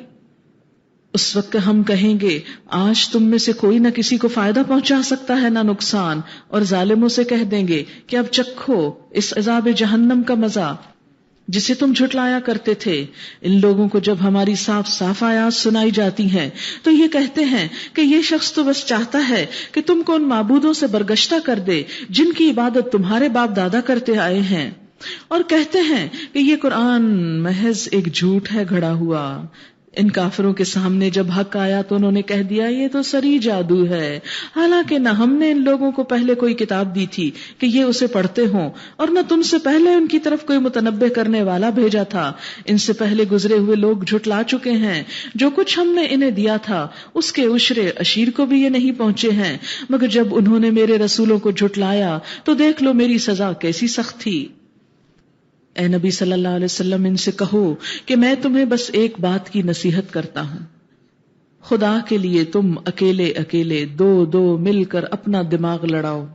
اکیلے بھی غور و فکر کرو، سب مل کے بھی کرو، اور سوچو تمہارے ساتھی میں یعنی نبی صلی اللہ علیہ وسلم میں آخر ایسی کون سی بات ہے جو جنون کی ہو؟ کس چیز کو تم پاگل پن کہہ رہے ہو؟ سوچو، غور کرو. وہ تو ایک سخت عذاب کی آمد سے پہلے تم کو خبردار کرنے والا ہے، یعنی اللہ کا حکم تم کو سنا رہا ہے. یہ کوئی پاگل پن ہے؟ تمہارے فائدے کی بات بتا رہا ہے، اس میں کون سی آخر مجنونانہ بات ہے؟ یاد رکھیں یہ تانا آج بھی ملتا ہے، فنیٹکس، فنڈامنٹلسٹ. ان سے کہو اگر میں نے تم سے کوئی اجر مانگا ہے تو وہ تم ہی کو مبارک رہے، یعنی میں اپنے اس تبلیغ اور اس رسالت کے کام پہ تم سے صلہ نہیں چاہتا. میرا اجر تو اللہ کے ذمہ ہے اور وہ ہر چیز پر گواہ ہے. ان سے کہو میرا رب مجھ پر حق کا القاء کرتا ہے اور وہ تمام پوشیدہ حقیقتوں کا جاننے والا ہے. کہو حق آ گیا اور اب باطل کے کیے کچھ نہیں ہو سکتا. کہو اگر میں گمراہ ہو گیا ہوں تو میری گمراہی کا وبال مجھ پر ہے، اور اگر میں ہدایت پر ہوں تو اس وحی کی بنا پر ہوں جو میرا رب میرے اوپر نازل کرتا ہے. وہ سب کچھ سنتا ہے اور قریب ہی ہے. کاش تم دیکھو انہیں اس وقت جب یہ لوگ گھبرائے پھر رہے ہوں گے اور کہیں بچ کر نہ جا سکیں گے، بلکہ قریب ہی سے پکڑ لیے جائیں گے. اس وقت یہ کہیں گے ہم اس پر ایمان لے آئے، حالانکہ اب دور نکلی ہوئی چیز کہاں ہاتھ آ سکتی ہے. اس سے پہلے یہ کفر کر چکے تھے اور بلا تحقیق دور دور کی کوڑیاں لایا کرتے تھے. اس وقت جس چیز کی یہ تمنا کر رہے ہوں گے اس سے محروم کر دیے جائیں گے، جس طرح ان کے پیش رو ہم مشرب محروم ہو چکے ہوں گے. یہ بڑے گمراہ کن شک میں پڑے ہوئے تھے.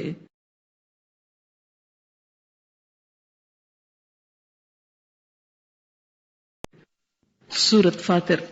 بسم اللہ الرحمن الرحیم.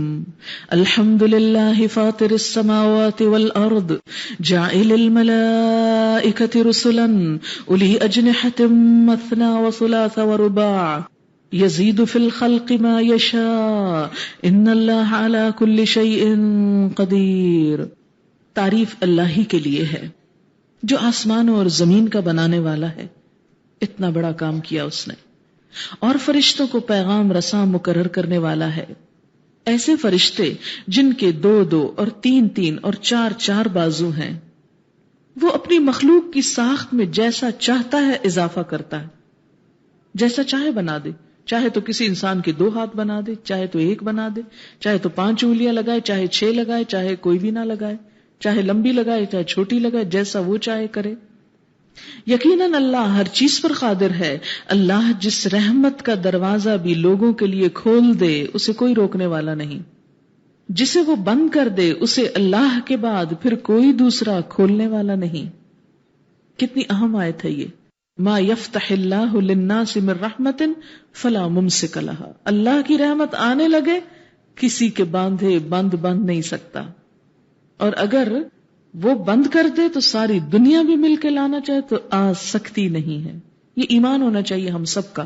جس کے اندر یہ ایمان ہو وہ کسی سے ڈرتا نہیں، وہ کسی چیز پہ پریشان نہیں ہوتا، وہ پورے یقین کے ساتھ جو کرنا چاہتا ہے کرتا چلا جاتا ہے، کیونکہ اس کو پتا ہے کہ فائدہ اور نقصان تو اللہ کی طرف سے ہے اور وہ زبردست اور حکیم ہے.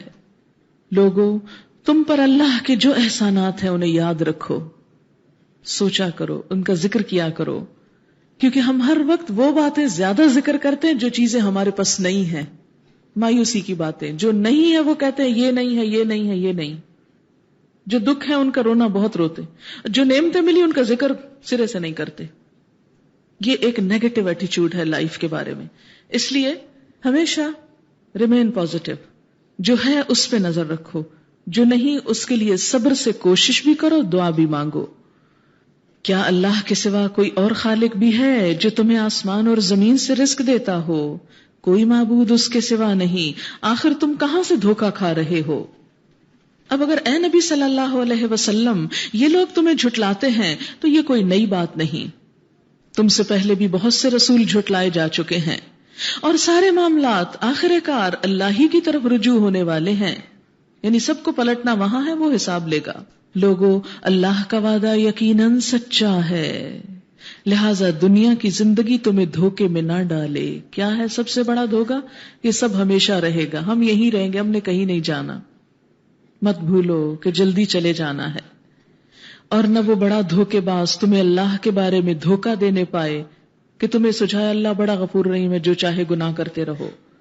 در حقیقت شیطان تمہارا دشمن ہے، اس لیے بھی تم اسے اپنا دشمن ہی سمجھو، کیونکہ وہ تو حاسد ہے، اس نے حسد کیا تھا جب تمہیں اختیار ملا، خلافت ملی۔ وہ تو اپنے پیرووں کو اپنی راہ پر اس لیے بلا رہا ہے کہ وہ دوزخیوں میں شامل ہو جائیں۔ جو لوگ کفر کریں گے ان کے لیے سخت عذاب ہے، جو ایمان لائیں گے اور نیک عمل کریں گے ان کے لیے مغفرت اور بڑا اجر ہے۔ ہر جگہ واضح کھول کھول کے بات بتا دی گئی، کرنے والا اور نہ کرنے والا ایک نہیں۔ افمن زین لہ سوء عملہ فرآہ حسنا، بھلا کچھ ٹھکانہ ہے اس شخص کی گمراہی کا جس کے لیے اس کا برا عمل خوشنما بنا دیا گیا ہو، کہ ایک شخص غلطی کرے اور پھر اپنی غلطی کو خوبصورت سمجھے، اچھا سمجھے۔ یہ ایسے ہی ہے کہ ایک شخص کو بیماری لاحق اور پھر وہ اس بیماری کو صحت سمجھے۔ حقیقت یہ ہے کہ اللہ جسے چاہتا ہے گمراہی میں ڈال دیتا ہے اور جسے چاہتا ہے راہ راست دکھا دیتا ہے۔ بس اے نبی صلی اللہ علیہ وسلم، تمہاری جان ان لوگوں کی خاطر غم اور افسوس میں نہ گھلے، یہ جو کچھ کر رہے ہیں اللہ اس کو خوب جانتا ہے۔ وہ اللہ ہی تو ہے جو ہواؤں کو بھیجتا ہے، پھر وہ بادل اٹھاتی ہیں، پھر ہم اسے ایک اجاڑ علاقے کی طرف لے جاتے ہیں اور اسی زمین کو جلا اٹھاتے ہیں جو مری پڑی تھی۔ مرے ہوئے انسانوں کا جی اٹھنا بھی اسی طرح ہوگا۔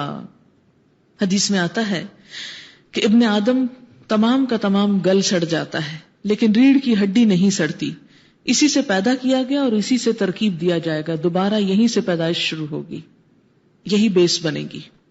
یعنی ہر انسان کا ایک نشان موجود رہتا ہے جہاں سے وہ اس کی ابتدا ہوتی۔ اور آپ دیکھیں کہ یہ ریڑھ کی ہڈی سے ابتدا ہوئی، نبی صلی اللہ علیہ وسلم نے تو 1400 سال پہلے کسی مائکروسکوپ میں نہیں دیکھا تھا کہ ماں کے پیٹ میں فیٹس کی ابتدائی شکل کیا ہوتی ہے۔ آپ دیکھیں کہ نطفے کے بعد جو علقہ سیکنڈ سٹیج بتائی گئی، تو علقہ عربی زبان میں جونک کو بھی کہتے ہیں، لیچ، تو اس میں لیچ کی طرح بچہ ہوتا ہے، اور اس میں آپ دیکھیں کہ سب سے بڑی نمایاں چیز اس کی ریڑھ کی ہڈی ہی ہوتی ہے جو سب سے پہلے ڈیولپ ہونا شروع ہوتی۔ فرمایا مرے ہوئے انسانوں کا اسی طرح جی اٹھنا ہوگا، نہیں جس طرح بارش سے زمین سے سبزہ اگ جاتا ہے اسی طرح سور پھونکنے سے زمین سے انسان اگ آئیں گے۔ من کان یرید العزت فللہ العزت جمیعا، جو کوئی عزت چاہتا ہو، چاہتا ہے کوئی، ہر شخص چاہتا ہے، ہر شخص کو عزت بڑی پیاری۔ اس کا اندازہ آپ کو اس وقت ہوتا ہے جب کوئی آپ کو برا بھلا کہتا ہے، کوئی گالی دیتا ہے، پھر انسان ہوش میں آتا ہے۔ تو عزت ایک ایسی چیز ہے جو ہر شخص کو عزیز ہے۔ فرمایا اللہ کی خاطر بے عزت ہونا کوئی نقصان کا سودا نہیں، بڑے نفع کا ہے۔ کیوں؟ اس لیے کہ عزت تو ساری اللہ کے لیے ہے۔ جو شخص اللہ کی خاطر رسوا ہو جاتا ہے، کبھی برا بھلا کہلایا جاتا ہے، تو اس کو یاد رکھنا چاہیے کہ وہ اللہ اس کی ناقدری نہ کرے گا۔ الیہ یصعد الکلم الطیب، اسی کی طرف اٹھتے ہیں پاکیزہ کلمات۔ فرمایا یہ ذکر اللہ کی طرف جاتا ہے، اللہ کے حضور پیش کیا جاتا ہے، اللہ تعالیٰ اسے قبول فرماتے ہیں، لیکن کس طرح جاتا ہے؟ والعمل الصالح یرفعہ، نیک عمل اس کو اوپر لے جاتا ہے، نیک عمل اس کو اٹھاتا ہے، جیسے لفٹ انسان کو اٹھا لے جاتی ہے اوپر، اسی طرح نیک عمل کے تھال میں ذکر اوپر جاتا ہے۔ اس لیے عمل کے بغیر خالی ذکر کرتے رہنا کافی نہیں ہے، کیونکہ ہم میں سے بہت سارے لوگ ہر حرام کام کرتے ہیں اور ساتھ صرف ذکر کی مجلس میں شریک ہو کر یا چند مخصوص اذکار یا وظائف کر کے یہ سمجھتے ہیں کہ فرض پورا ہو گیا۔ فرمایا ذکر بھی اسی وقت اجر پاتا ہے جب عمل نیک ہوتا ہے، عمل کے بغیر بات بے معنی ہے۔ الیہ یصعد الکلم الطیب والعمل الصالح یرفعہ، اسی کے ہاں اوپر چڑھتی ہے صرف پاکیزہ بات اور عمل صالح اس کو اوپر چڑھاتا ہے۔ رہے وہ لوگ جو بےہودہ چال بازیاں کرتے ہیں، ان کے لیے سخت عذاب ہے اور ان کا مکر خود ہی غارت ہونے والا ہے۔ اللہ نے تم کو مٹی سے پیدا کیا، پھر نطفے سے۔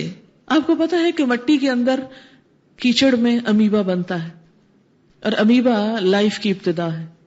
لائف کہاں سے شروع ہوتی؟ امیبا سے، اور وہ کہاں پیدا ہوتا ہے؟ کیچڑ کی اولاد ہے وہ، تو اس سے پھر آگے انسان بنتا ہے۔ اسی لیے اللہ تعالیٰ انسان کی تخلیق میں مٹی کا ذکر ضرور کرتے ہیں کہ وہاں سے ابتدا ہوئی تھی تمہاری۔ اور مٹی کی بھی کئی قسمیں، تراب ہے، پھر تین ہے، حمیم مسنون ہے، پھر کل فخار ہے، یعنی ایک کے بعد ایک سٹیج۔ قرآن میں بہت ڈیٹیل سے یہ سب چیزیں آئیں۔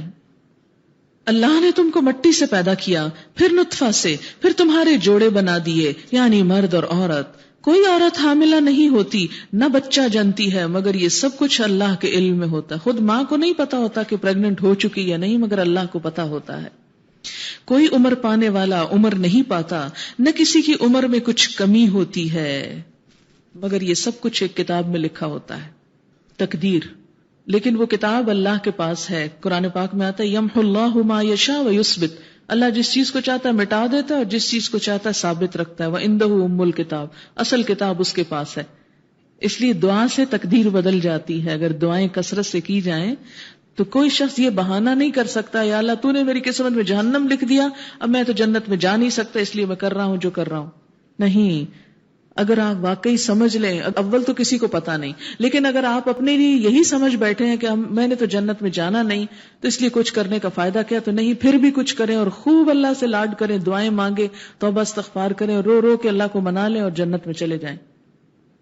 اس کا یہ مطلب نہیں کہ ہم اپنے آپ کو ڈھیلا چھوڑ دیں کہ ٹھیک ہے کوئی بات نہیں، کچھ بھی کر لو، ہم نے تو جنت میں جانا نہیں اس لیے غلطی کام کری۔ دراصل شیطان کا دھوکہ ہے، وہ چاہتا ہے ہم ایسی باتیں سوچیں اور اللہ کی رحمت سے محروم ہو جائیں۔ تو یہاں کیا پتہ چلتا ہے؟ عمر بڑھائی بھی جاتی ہے، کم بھی کی جاتی ہے، کیونکہ اصل کتاب اللہ کے پاس جو ہے۔ اور آپ کو یہ یاد رہے کہ عمر بڑھانے والی چیزیں کون سی ہیں؟ رشتہ داروں سے صلہ رحمی کرنا، اچھا سلوک کرنا، یہ عمر میں اضافہ کرتا ہے، عمر میں برکت پیدا کرتا ہے۔ اللہ کے لیے یہ بہت آسان کام ہے، کسی چیز کو لکھ دینا اور لکھی ہوئی چیز کو مٹا دینا۔ اور پانی کے دونوں ذخیرے یکساں نہیں ہیں، ایک میٹھا اور پیاس بجھانے والا، پینے میں خوشگوار، دوسرا سخت کھاری کے حلق چیل دے، ہے نا یہ دونوں چیزیں، مگر دونوں میں سے تم تر و تازہ گوشت حاصل کرتے ہو۔ بالکل ایک دوسرے کے اپوزٹ، لیکن دونوں ہی مفید۔ اس سے کیا پتا چلتا ہے کہ اگر ایک کھاری پانی میں مچھلی کا ذائقہ کھاری نہیں ہوتا تو مت یہ کہا کرو کہ ماحول خراب ہے اس لیے ہم نیک کیسے بنے، ہم کیسے اچھے بنے۔ مچھلی کھاری پانی میں رہ کے بھی میٹھی ہی رہتی ہے۔ تو تم اگر پولوشن میں رہتے ہو، پولوشن سے مراد میری گناہوں کی پولوشن ہے، تو بھی اپنے آپ کو بچا کے رکھو، اللہ کی اطاعت میں لگے رہو۔ فرمایا کہ دونوں ذخیرے برابر نہیں، ایک میٹھا اور پیاس بجھانے والا، پینے میں خوشگوار، دوسرا سخت کھاری کے حلق چیل دے، مگر دونوں سے تم تر و تازہ گوشت حاصل کرتے ہو، پہننے کے لیے زینت کا سامان نکالتے ہو، موتی وغیرہ، اور اسی پانی میں تم دیکھتے ہو کہ کشتیاں اس کا سینہ چیرتی چلی جا رہی ہیں، تاکہ تم اللہ کا فضل تلاش کرو اور اس کے شکر گزار بنو۔ وہ دن کے اندر رات کو، رات کے اندر دن کو پیروتا ہوا لے آتا ہے، چاند اور سورج کو اس نے مسخر کر رکھا ہے، یہ سب کچھ ایک وقت مقرر تک چلے جا رہا ہے۔ وہی اللہ جس کے یہ سارے کام ہیں تمہارا رب ہے، بادشاہی اسی کی ہے، اسے چھوڑ کر جن دوسروں کو تم پکارتے ہو وہ ایک پرے کاہ کے مالک بھی نہیں ہیں۔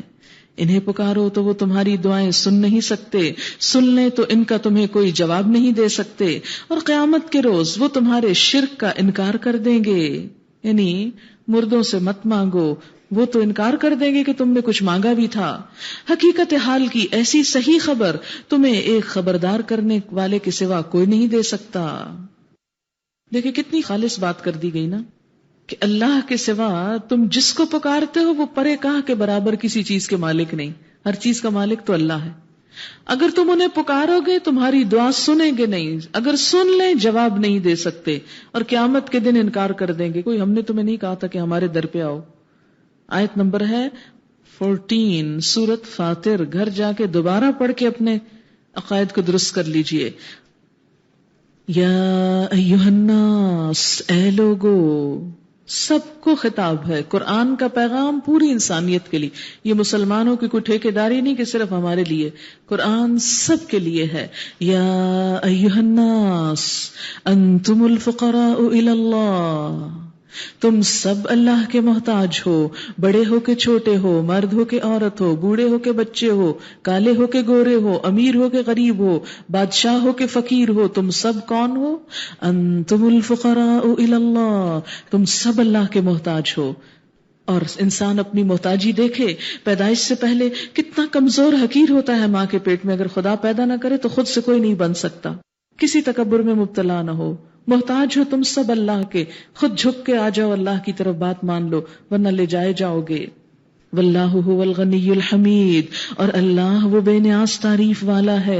ان یشاء یذہبکم، اگر وہ چاہے تم سب کو لے جائے، ملیا میٹ کر دے، ختم کر دے.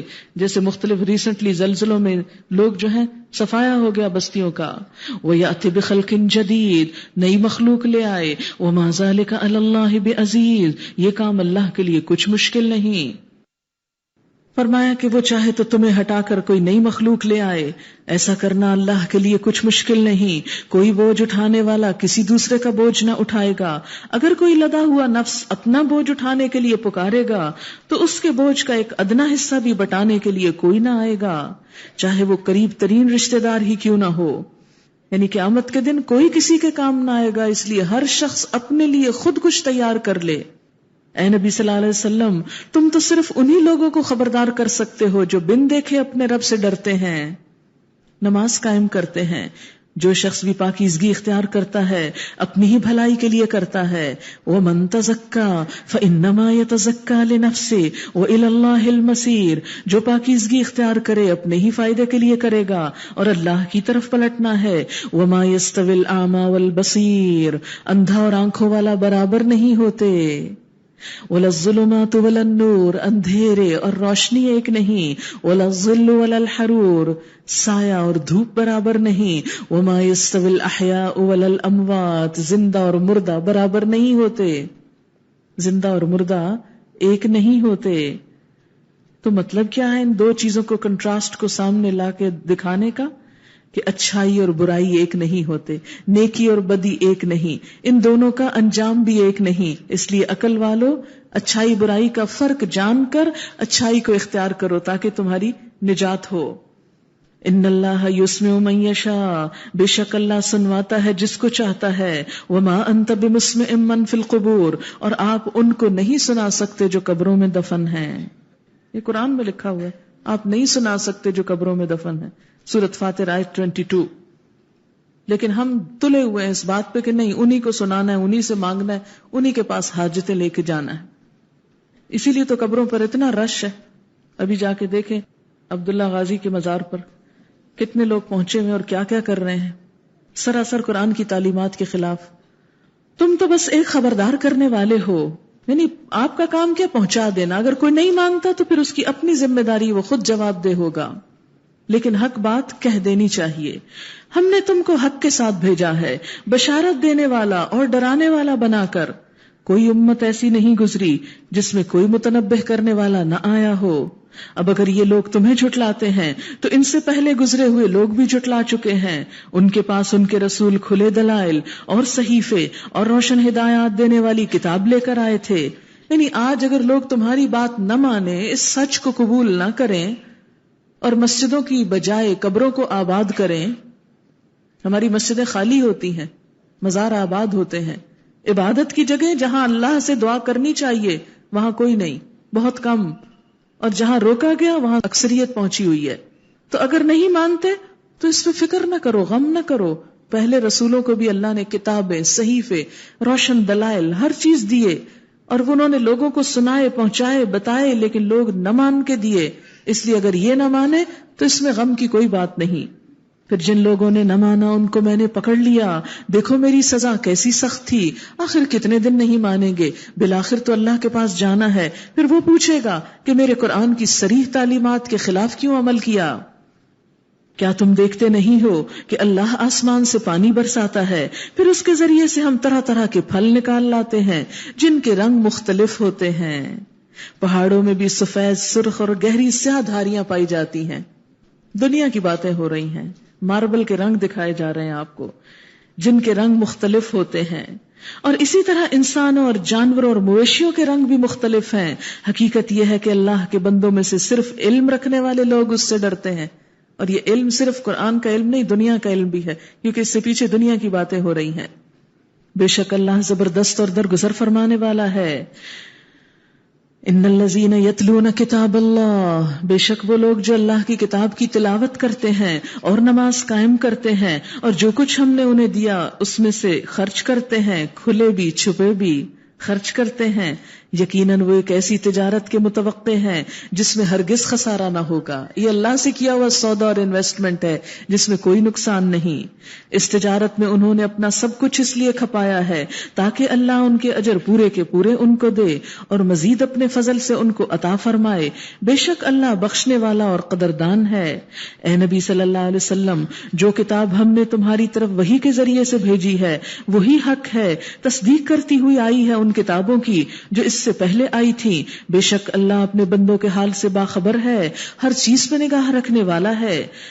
ثم اورثنا الکتاب، پھر ہم نے وارث بنا دیا کتاب کا. کون سی کتاب؟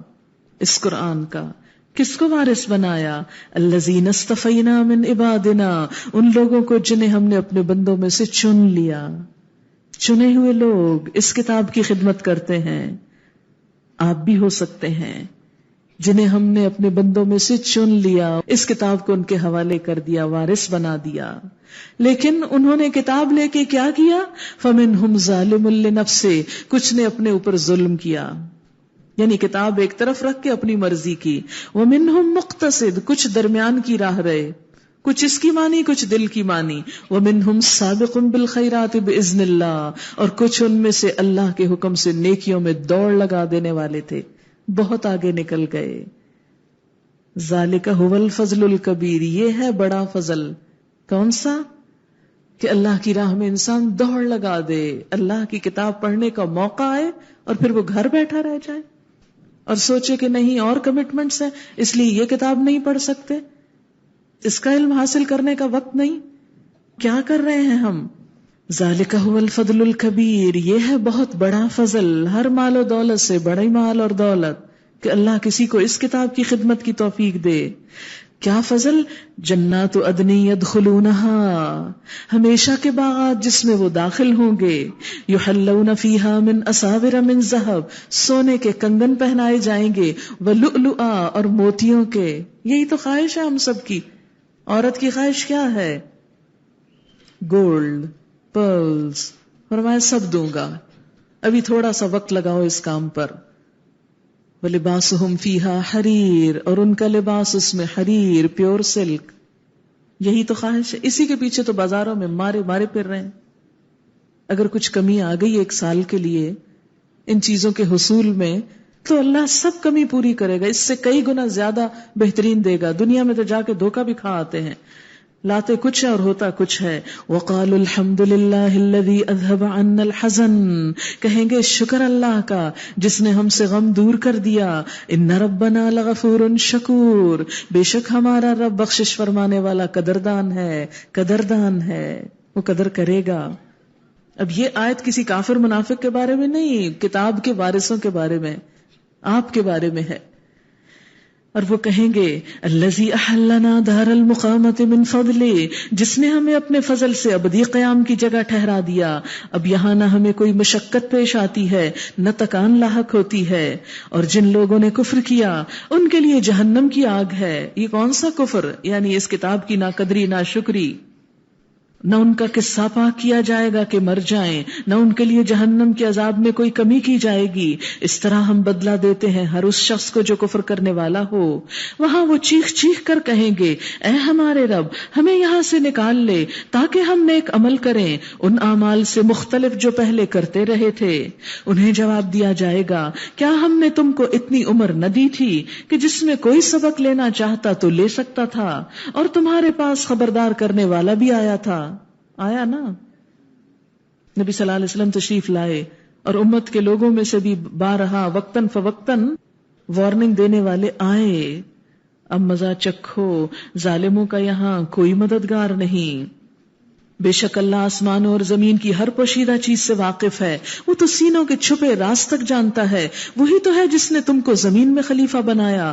اب جو کوئی کفر کرتا ہے اس کے کفر کا وبال اسی پر ہے، اور کافروں کو ان کا کفر اس کے سوا کوئی ترقی نہیں دیتا کہ ان کے رب کا غضب ان پر زیادہ سے زیادہ بھڑکتا چلا جاتا ہے۔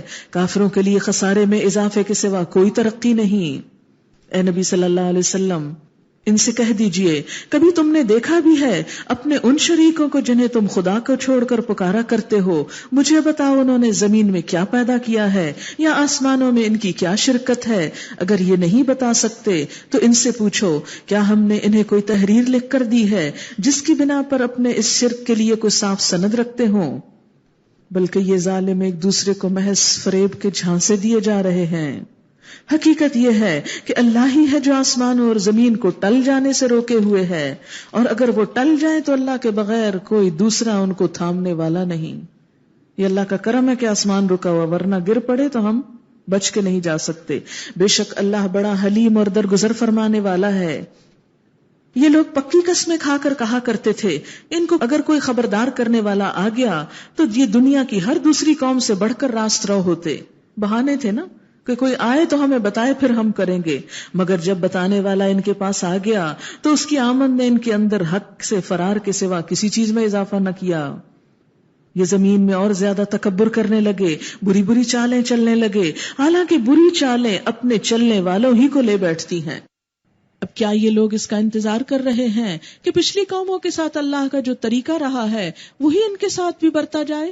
یہی بات ہے تو تم اللہ کے طریقے میں ہرگز کوئی تبدیلی نہ پاؤ گے۔ جو پہلی قوموں کے ساتھ ہوا وہی ان کے ساتھ ہوگا، اور تم کبھی نہ دیکھو گے کہ اللہ کی سنت کو اس کے مقرر راستے سے کوئی طاقت پھیر سکتی ہے۔ کیا یہ لوگ زمین میں کبھی چلے پھرے نہیں کہ انہیں ان لوگوں کا انجام نظر آتا جو ان سے پہلے گزر چکے؟ وہ ان سے بہت زیادہ طاقتور تھے۔ اللہ کو کوئی چیز عاجز کرنے والی نہیں ہے، نہ آسمانوں میں نہ زمین میں۔ وہ سب کچھ جانتا ہے، ہر چیز پہ قدرت رکھتا ہے۔ اگر کہیں وہ لوگوں کو ان کے کیے کرتوتوں پر پکڑتا تو زمین پر کسی شخص کو جیتا نہ چھوڑتا، مگر وہ انہیں ایک مقرر وقت تک کے لیے مہلت دے رہا ہے۔ پھر جب ان کا وقت آن پورا ہوگا تو اللہ اپنے بندوں کو دیکھ لے گا۔ فَإِنَّ اللَّهَ كَانَ بِعِبَادِهِ بَصِيرًا۔ وآخر دعوانا ان الحمد للہ رب العالمین۔ سبحانک اللہم وبحمدک نشہد ان لا الہ الا انت نستغفرک ونتوب الیک۔